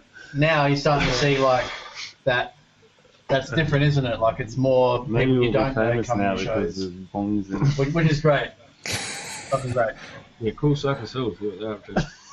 Yeah, I was just thinking that actually. I'm a big advocate for. Great segue into I'm a big advocate for weed smoking. Do not do drugs. It's fucking. Weed should be legal, 100%. So I have a lot of people probably don't know this about me, but I'm pretty open about myself. I have a lot of like issues, anxiety-wise, you know, like not anxiety, like Everybody has I can't anxiety. decide if I want to what Subway I want to pick, chicken or meat. You know, I'm not like that. But I get like some sleep problems. Like I have real horrific insomnia. I get like an hour of sleep sometimes a night. So sometimes people see me and they'll be like right now I'm chirpy as fuck because last night I had 9 hours sleep. You know, but if sometimes I'll have like an hour and I'll be waiting at a gig to play and I'm just like, you know, a bit sooky. So I have these sort of issues with sleep. This shit is the cure. You know what I mean? Like it really helps. Like it doesn't help me completely. Like some nights I don't, you know, sleep as much as I'd like. But it's, you know, it calms me down. It helps me like not think about the stupidest things you don't need to think about. You know. Oh, it should be legal, 100%. Of course, it should be fucking legal. It's the safest drug that you can have. Like alcohol is 20 times worse. They're like, oh, yeah, but we drink that too. Yeah, but weed's a gateway drug. If you smoke weed, you're going to do crack. It's like, no, if you drink beers, you'll probably do crack because somebody will offer it to you and you'll be drunk. But I don't give a fuck. Let's try it. Why are we talking about crack? Now sleeping near weed is good, ad. Now, But yes, on the cannabis referendum. So if you only sleep for an hour, you know, so like sometimes only sleep for an hour a night. Like how can you sort of function the next day? Have you guys got a day job or something? When we went to America on tour, I didn't sleep for like 3 or 4 days. The first 3-4 days, yeah. Trying to prop him up, like. Yeah, I didn't sleep for about. I was jet lagged. I didn't sleep. I honestly did not sleep for about 4 days straight. I gave him whiskey and it worked. Fucked up, and then it was the last gig, the Whiskey Go Go one, before we could have like 5 days off for our next gig. And I don't know, I just get this overwhelming anxiety where I just can't sleep. I'm just like, so I need certain things to sort of take my mind, because I have this brain that's just going, you know, like, so yeah. So I need something to go. See, they've talked a lot more in the last 10 minutes since I've had that bong, because it's like, shut up, Dad. You know, you need to settle the fuck down. But people need to be open about, you know, this stuff. You know, like, you know, people are very sort of, I don't want to talk about my problems, and I don't want to talk about like what these things I do, and fuck that. I got problems. I smoke weed. You know, big fucking deal. You know, have a good time with your life.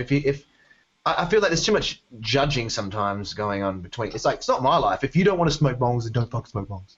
You know, like if you don't like marijuana, if you don't like gay marriage, don't marry a gay man. You know, like if you don't want to, you just stay out of other people's lives. You know, just. You kind of get that from social media, though, where everybody sort of seems to be an expert. It's real tribalism. Everyone's like subgroup tribalism. Nah, do you know what the worst thing is? Social media is everyone only puts up the positive parts of their life. So you look at someone's life and like, they're doing so much better than me. Now I feel like shit. Now I'm going to have a piece. That's the problem.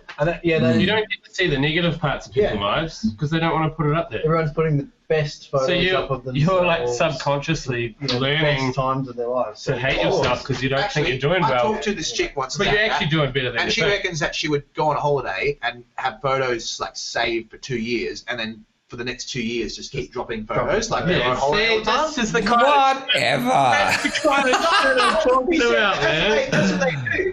It's fucking terrible. Holiday again. Self-gratification. But that again, that is so superficial, though. Like that's never gonna get you anywhere. Social media is, man. It's like Triple J, isn't it? Platform. Yeah. He doesn't have it. Yeah, I deleted Facebook like a few years ago, and I don't want to get it back. I fucking hate that shit. Good. And it's because of that. It's just all of it. It's just a big as look at me. And life's not about me. It's about everyone. But it at the same time though, it's so I find it extremely difficult to sort of disconnect completely. I mean, I very rarely post anything on my private page, for instance. Even though it's like a lot of times I want to, I would love to share photos of my kids and stuff like that. But at the same time, it's like my wife is doing a lot of that, and I don't have to. You know what I mean? Like, so I just don't. But I find it really difficult not to check it, not to sort of scroll the feed and see what everybody else is up to. That's my bomb seat, glass. Nah, we're taking you out of the rant chair. Holy shit! Now you got it there. Oh, you got demoted. I got demoted to lead guitarist. So talking about.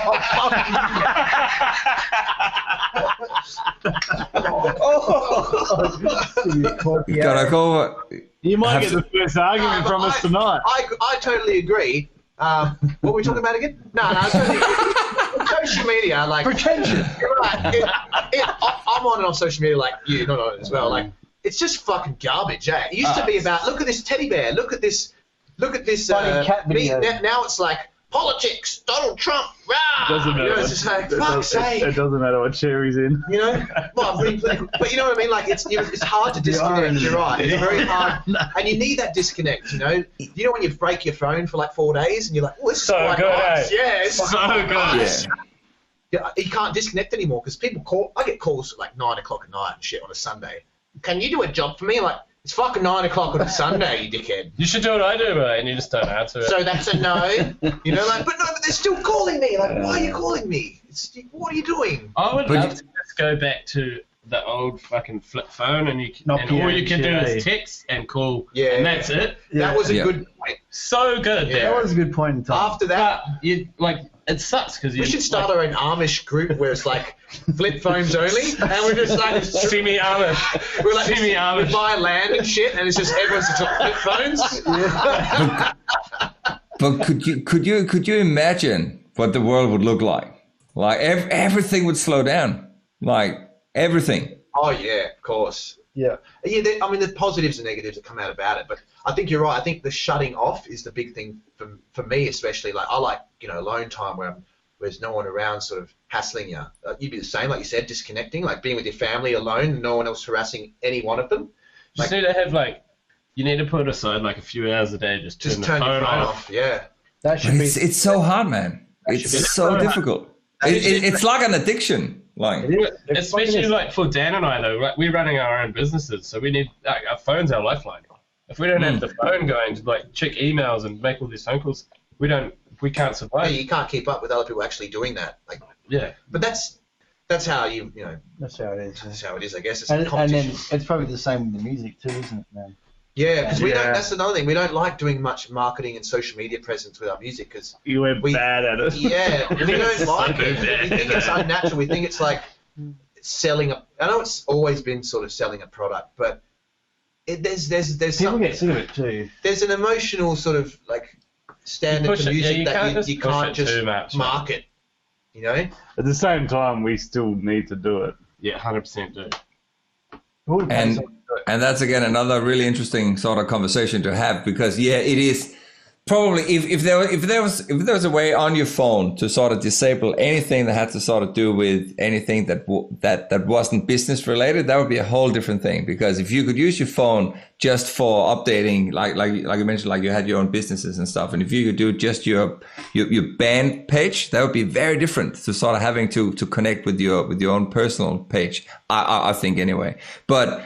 Coming back to what you're saying about the social media thing, it is one of those things you just have to do it. It is probably one of the most important factors of getting to that next level and getting your music out. So if you're not good at it yourself, who are you using that could sort of help you out? Yeah, I reckon we just pay someone. Yeah, we're just gonna pay someone, because that's the worst part of music is market. Is like, hey, listen to my band. Mm-hmm. Like that's the worst part of it. I don't want to do that. I just want to create it, make it. Yeah. Here you go. But there's so many other ways of doing that, because obviously, like, there's no point just shoving it in people's faces. It is a matter of sort of wrapping it up, with a little butterfly on top. That's why I think getting somebody on board that knows what they're doing is going to be a big help for us. because they'll take it in different directions. It's all we know how to do is the Write basic music. stuff, you know? No, all we know to do is to write the music. Yeah, and we're barely any good at that. No, you're definitely good at that. It's just it's also in many situations it's also a matter of actually being able to sort of tell a story and get a little bit more of sort of like a background behind the band. A lot of people really enjoy stuff like this, you know, where they get to know you guys behind the music.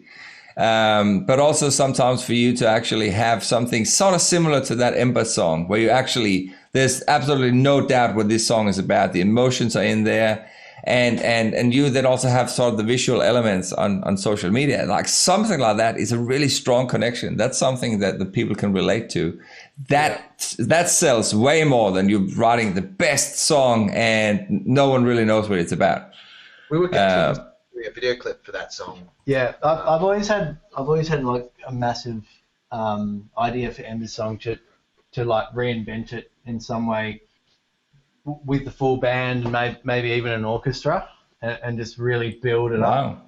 Like, so I mean, the acoustic song is great in its own right, but there was a time like where we did have drums, full band building it up and whatnot. So I think maybe if we did come back to it, revisit it, we'll probably do it on another album, and it'd be at that point we'd probably do a nice video, do a decent video for it, which would tell us. A lot of bands have done that before, like Switchfoot, Dare to Move, like that first album they had, great album. Dare to Move was on it, not a very good recording of the version, and then next album, which they redid the song, really good recorded version, famous. You know, like a lot of bands kind of, I guess, do that. So that's a thought. I've always thought that though, there's so many bands out there that when they first start out, you can't afford to do the top dog recordings. So there'd be like all these banger songs that aren't quite as good as what they could have been, and I feel like there's like such a missed opportunity there. Yeah, you're right. Yeah, but some of them do bring like AFI, for example. There's a songs on there, one of their EPs that made it onto their song 20 years later. I made it onto that one 20 years later. Too, Oh, really? Yeah. That's wow. I like that. You'd kind of think that song wouldn't be that relevant anymore if it's sort of 20 years, but you know what I mean. Yeah. 2 weeks. No, because I just had a thought that people go to Google that shit now, and I was like, yeah, you're wrong. You're in trouble. Don't listen to Amberdown, they lie. You're actually wrong. It was 21 years. Yeah. 21 years. Nice. Yes. What about another thing here I like to ask as well is like if you guys have got sort of any good stories from any gigs, any highlights in your career, anything sort of fun to share? You had a good time down the way. Many stories. Everyone shut the fuck up. Oh shit. I've got a good story where, like, before I was in Amberdown, I was in a covers band with my brother, and he was the bass player, and I was the singer then. And we were playing, like, a mate's 21st birthday, and he was like, well, I need to piss so bad, and then the rest of the band was like, nah, keep going. And we just kept playing, and he's like, nah, stop, I gotta piss. I'm like, nah, there's another song to go, yeah, and just kept playing, and then he's like, after the set, he's like, turned around, he's like, bro, look at my pants, and he just pissed himself. Ah, no. Oh, it was so funny. So what did he do after that? Just partied with the pissy pants. Oh,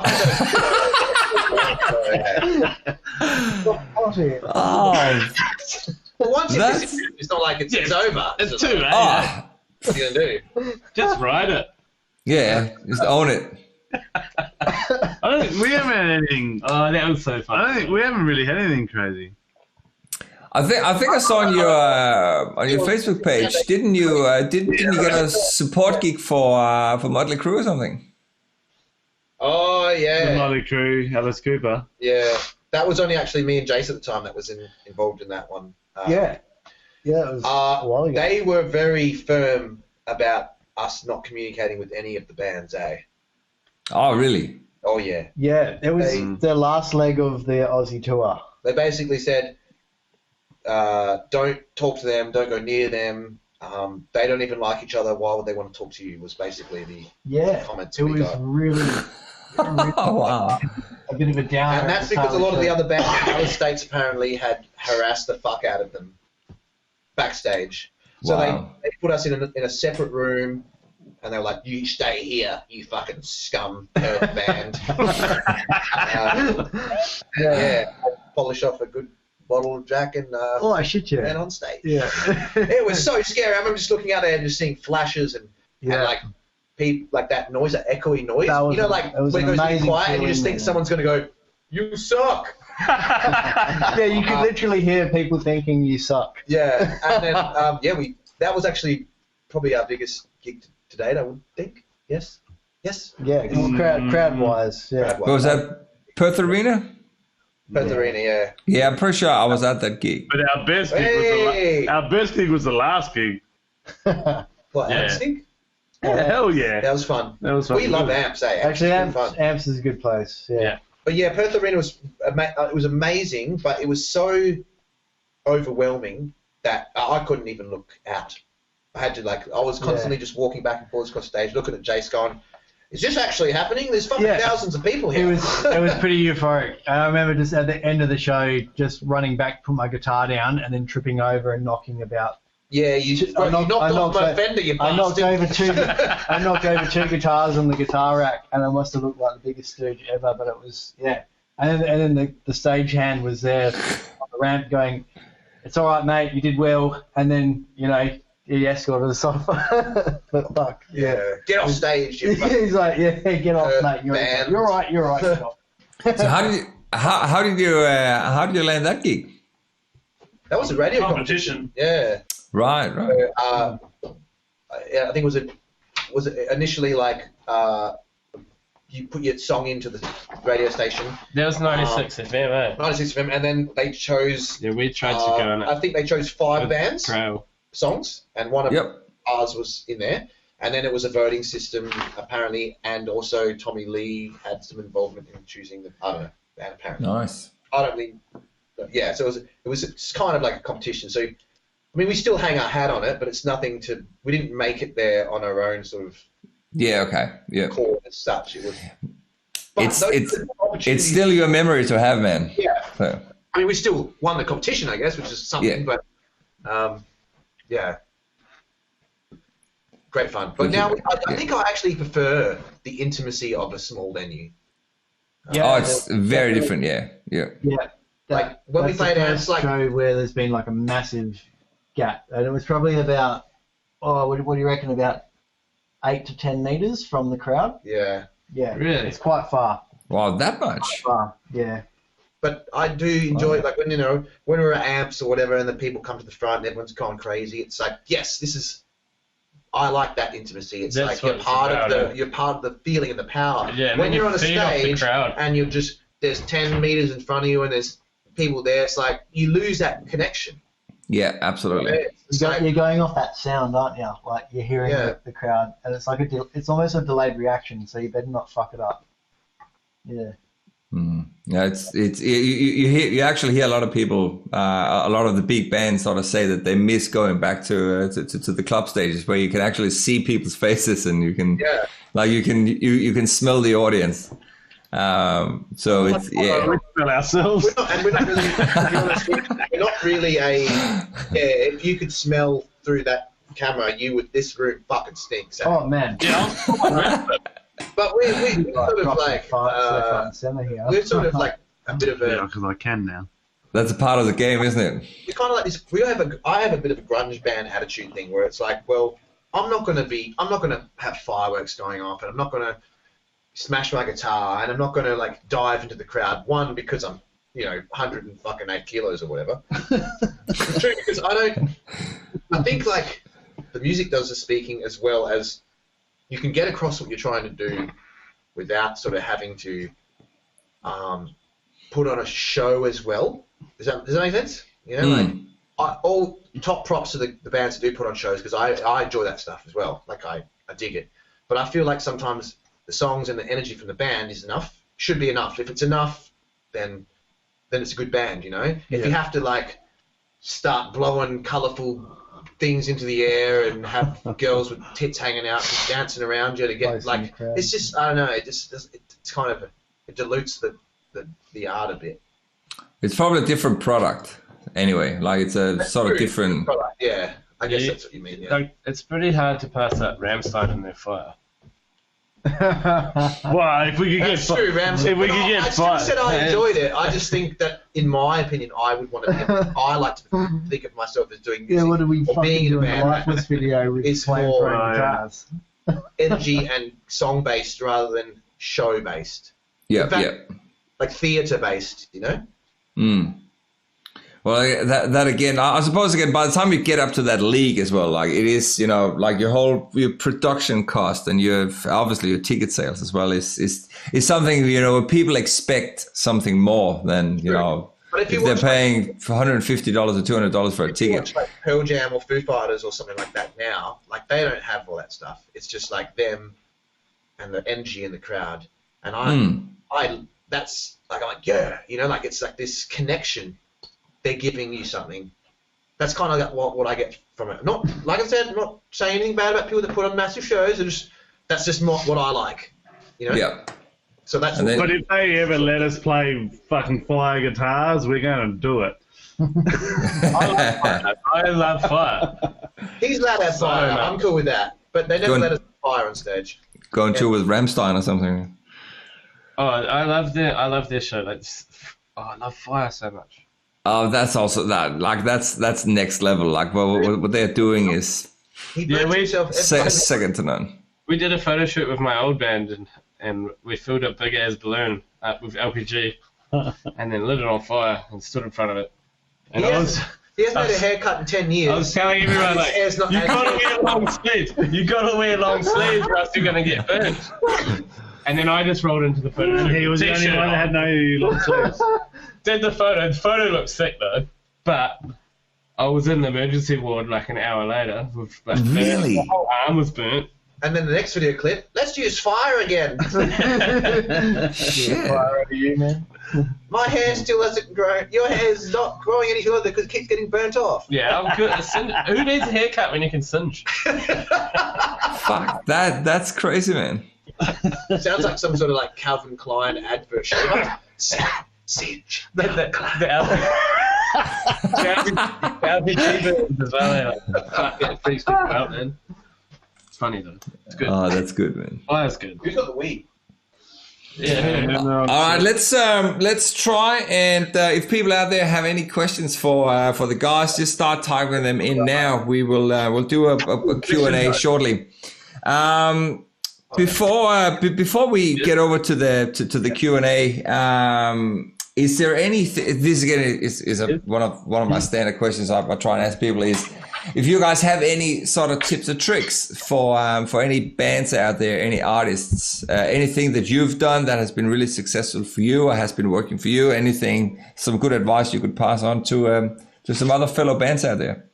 One thing I would like to say to people is always strive to write songs that you think are going to be really hard to play, because once you learn how to play them well, your ability gets so much better. Yeah, really no one else quickly. can play them. And then you start writing better songs, and you just grow that way. Never try and play things that make you comfortable. Yeah. Always push yourself. Yeah, that's a good one. Don't spend hours and hours trying to find the best amp and the best effects and the best gear. 90% of the tone is in your fingers. Yeah, 100%. And I would say the exact opposite. He buys new amps every week. Dan, I'm sure he has an addiction. Surely you must be on a second mortgage of all the shit you buy. That is addiction, though, people. That is. I got more gear than a Mexican retail addiction. I have a lot of gear, eh? Nice. You're a sucker for a good salesman. I love that shit. Like, oh, that sounds good. Don't believe the whole. It's in 90% of the sounds in your hands. Okay. Fuck off, it is. I reckon about 70%, and the rest is amps and guitars. There's no point in having all the gear if you can't play, though. Yeah, true. Got a big credit card. That's all. That's all very, very valid points. I really like the one you said about you had to write songs that was a bit harder to play, so to push yourself. That's actually that's a good approach. It's the best way to make your playing get better. You come up with some riff and you're like, oh, if I do this, it's harder, but it sounds cooler. Do that. Because after a while, you play it that often, that becomes normal. Yeah. And then down the track, you write even trickier shit. Nice. Yeah, right. Yeah, I do it all the time. Every time we write a song, I'm like, why the fuck did I write it like this? Because I'm gonna. What's up, Carl? I've got to play it like this, but then after a few goes, and now I'm better player for it. Yeah, awesome. 100%. It's the fastest way to grow as a player. Always. And songwriter too. Yeah, challenge. That's the other thing. Like, if you want to become a good songwriter, stop doing tabs straight away. Yeah. You're never going to learn how to write good songs if all you do is play tabs. You need to just sit there and dabble. Even if you're just watching TV and the ads come on, you don't really watch ads anymore. Streams, but if you're just sitting there playing on the guitar, you're just plucking around on fucking fuck all, and then all of a sudden you just do something that you weren't expecting. Like, oh, that's pretty good. It's like, oh, build from that. Record it on your phone, like all that sort of stuff. Yeah, record stuff on your phone. That's always a good 100%. There's so many riffs that are wasted. I'll remember that in the morning. No. The amount of times. How dare you? Yeah, the amount of times we've been in the room and Dan comes in going, I've got a new thing, and what it is him playing his phone into the microphone going, this is a new riff, and it's on his phone. It usually takes me about 5 or 6 times to try it. Like, no, not that one. I've got another little tip. This one came from Stevic McKay of 12 Foot Ninja. You heard of 12 Foot Ninja? Yeah. So he's got his little YouTube show called YouTube Shit Show, and it's funny as fuck. You should subscribe to that as well. Stevic. Yeah, but he came up with something called the sunk cost fallacy, and that is if you're putting time and effort into something and you're constantly investing your time and effort into something, if it's not that good, right, and you know at heart it's not that good, then you should abandon that thing. It's like buying more food than you need to buy and eating all that food just because you've bought it in the first place, even though it's really bad for you overeating, right? It's bad for you. That's a good one. But for music, if you're putting time and effort into something and then if a part of you says it's fucking shit, drop it. You know what I mean? Yeah, 100%. Because we're all going to come up with that riff. You're like, oh, I'm going to try to write this cool riff. And then you write this little riff and you're like, it's kind of shit, but I'll probably be able to work it out. And like, then it's if you're putting time, money, and effort into something. But then probably a lot of times you need someone. You probably need someone else as well to sort of hold your hand and say, "Look, mate, right, this is not good enough." That is true. You do need that out. But the guys that I think the guys that are successful are the ones that know. Yeah, but the only way that you can learn that is by like really putting in the time of making shit up. Yeah. Also, another tip: if you're in a punk pop band, don't rape little children. What they all do, prophets and all that. I was like, that's a little tip from your Uncle Dan. Yeah, Uncle Dan says, "Don't touch the kids." Here's a tip. Don't rape. I do love. Don't rape. I like Blink and Newfound Glory. I love all those guys. They're great, but they seem to touch children a lot. Let's change the subject. That's a tip, right? That is. That's what the pedo said. I was about to say just before we head over to the Q&A. Can you just say to people where they should head over on social media if they should sort of find out a bit more about Amberdown? So the Facebook pages, Instagram page. You'll find us on. Where to find us? Is that what you mean? Yeah, where to find us. Yep. And especially Amberdown Music. Yeah, at Amberdown Music. Google that at Amberdown Music. You'll find all our stuff. Dan lives in iTunes. Brabham. But I live in Brabham. Don't tell him my address. At Amberdown Music, and then Spotify, iTunes, Jordan's phone number? Facebook, Instagram. Spotify. Phone numbers, huh? And where's sort of like the main hub? If like we have the most updates. The main hub. Be Facebook. I guess Facebook. Yeah. Mark's usually doing a lot of that stuff. Yeah, Mark's. Yeah, I'm not very good at it, but Oh, you better than proof. I don't even have Facebook. I'm only better at it because these guys started doing it. Well, I noticed the other day you put up some drum playthrough videos. That was during, I guess, the COVID time, and I was off. That's another story, but off from surgery and that, so I figured... He was getting his anus reconnected. Literally. He literally was. That's why the new album's getting called Shattered and Bagged. Yeah. Dan I broke my leg. You can see it was shattered. It was actually shattered. Looks like a bite. Oh shit! Yeah, So a piece of bone about the size of a lighter fell out. The side of Horrific. it. Yeah, bone was. What happened? Our scaffold collapsed and I fell, and it's about 6 meters. I landed on that leg, and I remember rolling over. Oh, I've knocked my teeth out. I felt my teeth. I was like, oh no, they're still there. And as I rolled over to get up, fucking this bone was just sticking out of my leg, and my foot was turned all the way around. And I was like, oh. That's not good. Anyway, yeah, it took a while to recover. Yeah. And then I busted my gut and ended up with a colostomy bag, so shattered and bagged. So that's the shattered and bagged. Yeah. He had a bag. I don't have the bag anymore, but so I poo like a big boy now. And I can walk now. Oh shit. Yeah, sorry, bro. All right, man. That's some crazy stories, man. Yeah, so the next album is going to be called Reconnected Anus and Leg That Works. That sounds like a good single, man. Walking Man, yeah. You can get that one on Triple J, man. Yeah, So. if we would. We always thought we should just create the stupidest, most arrogant, ridiculous song and put it on Triple J, and chances are it would probably get played.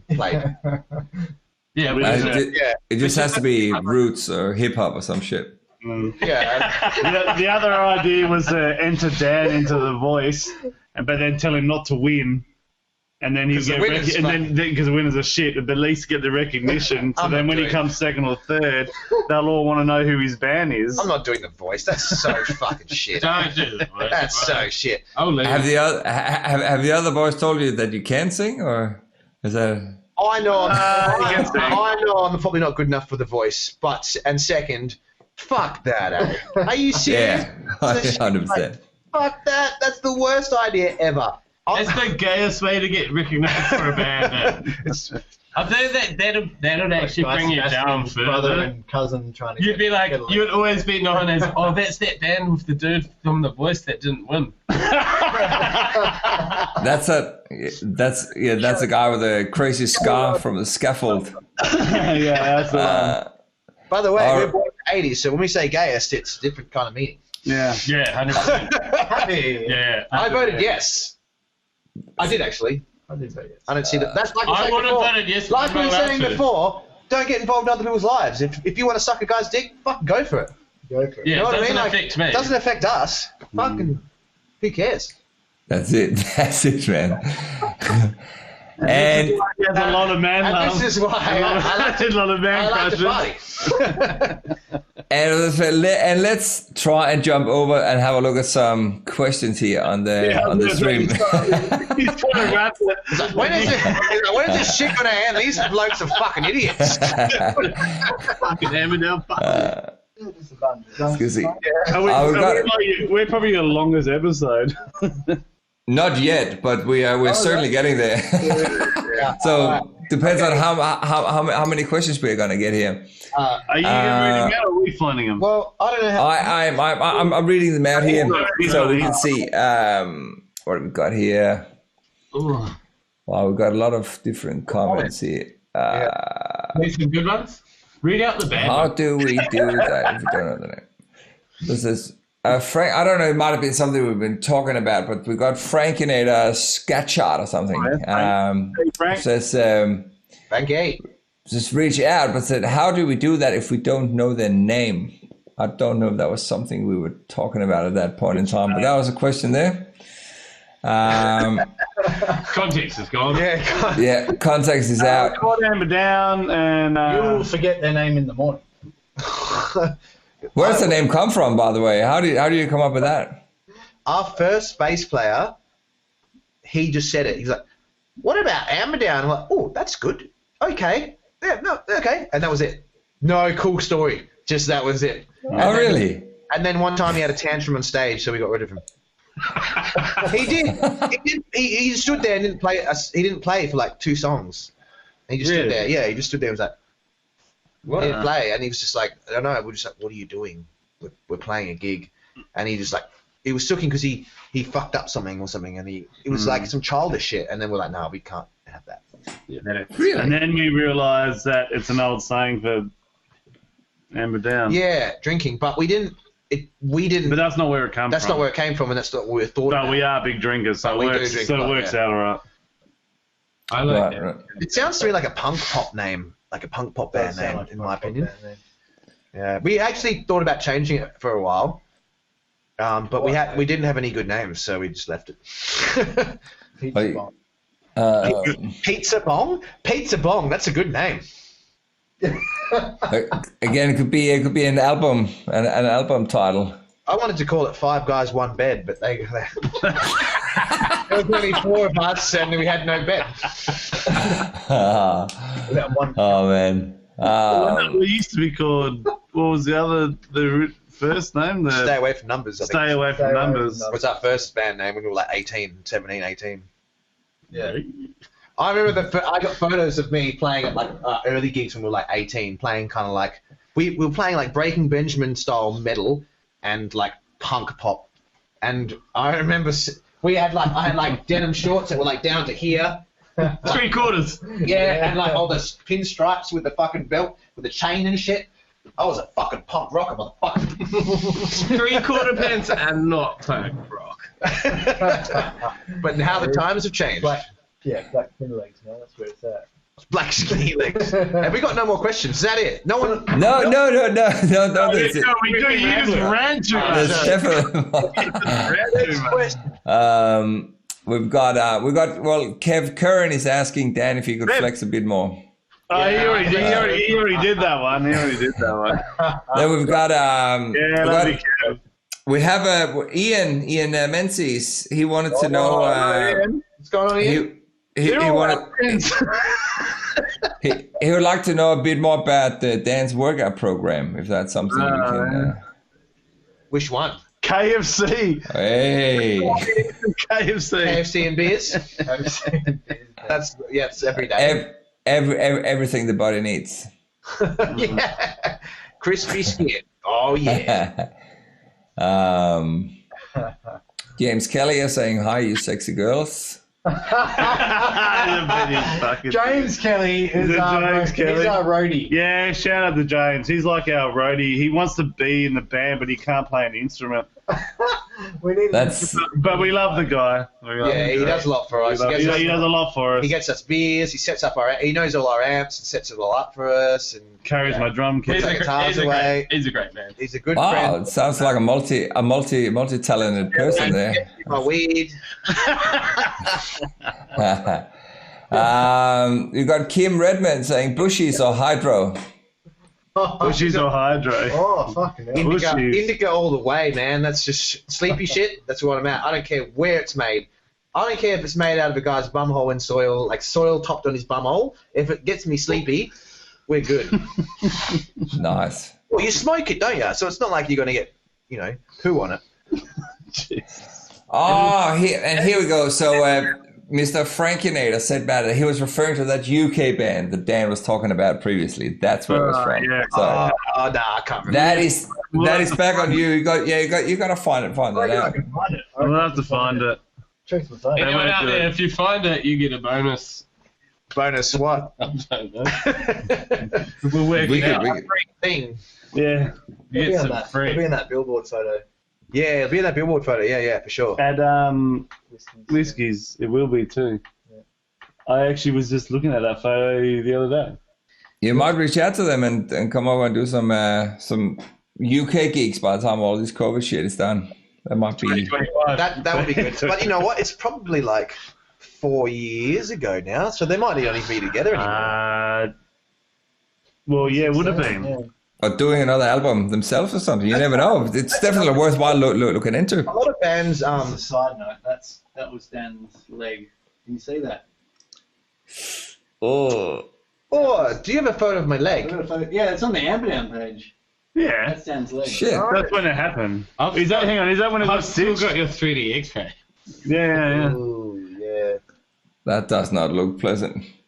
It was a good time. That's another thing about bands is a lot of bands like bail out really quick. Like they'll stay around for 3 years, they'll bail, they'll change, they'll morph, or they'll get out of the industry altogether. I think sometimes you just got to stick it out because your style of music usually changes and the way you behave changes. Everything about you as a person and the band will change accordingly.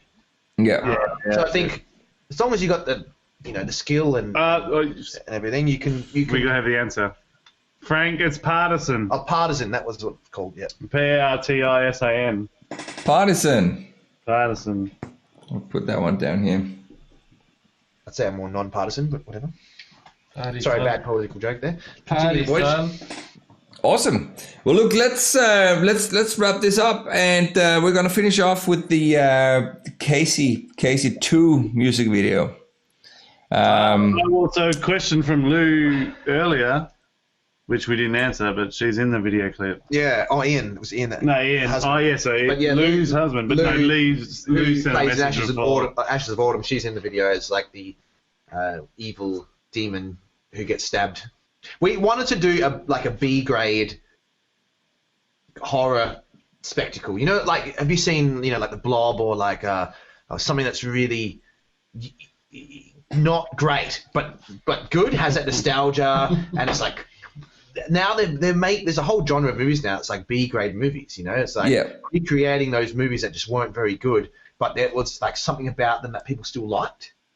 So that's what we kind of tried to do in this video clip. So we don't want and we took a risk on that because a lot of people I think would think, oh, look, they're being serious and they're trying really hard and it looks so dumb. It's like, yeah, it's supposed to. It's a fucking B grade movie. It's like, so we were worried about that, but I think in the end, like we said, who gives a fuck? They like it. They don't Exactly. like it. They don't get it. And it's more content. You get it halfway at the second half. When the explosion at the end, I'm like, oh yeah, you got to get it then, surely. And what about so the actual story? Because this is Casey 2, and I think you mentioned earlier you had Casey 1, 2, and Hole in the Floor. So this particular song, what's sort of the story behind it? This is the main. This for me was like the main song of the album, like the main story song of the album for that relationship. And the girl's name is obviously Casey. I had to change the name because you can't use the same name. You get sued or something. But it was about. I guess it was just things I had to say, and I just said them. Wicked. Yeah. That's it. That's pretty much it. Like I had things I had in my head that I needed to say about the relationship that I needed to get off my chest. That I needed. It was a song written for me by me. Yeah. That makes sense. Oh, that's good. No, it's great. That's again like.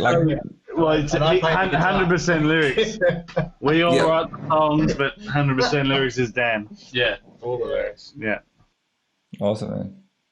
Well, guys, it's been very hilarious, very entertaining, and some great stories in between as well, man. I really enjoyed your company here, even though it's sort of been a bit of a distance. But I'm looking forward to see you guys in person in in about a week's time. A week on tomorrow. The 7th. I'll personally buy you a brewski. Yeah. Well, that's again where you and a lot of other people are going to be very disappointed because I actually haven't had a drink for almost 2 years. So. Oh, jeez! What happened? I know. Well, congratulations. We will try not to break it. We'll buy you one for us. That's great. I'll put some ecstasy in that water.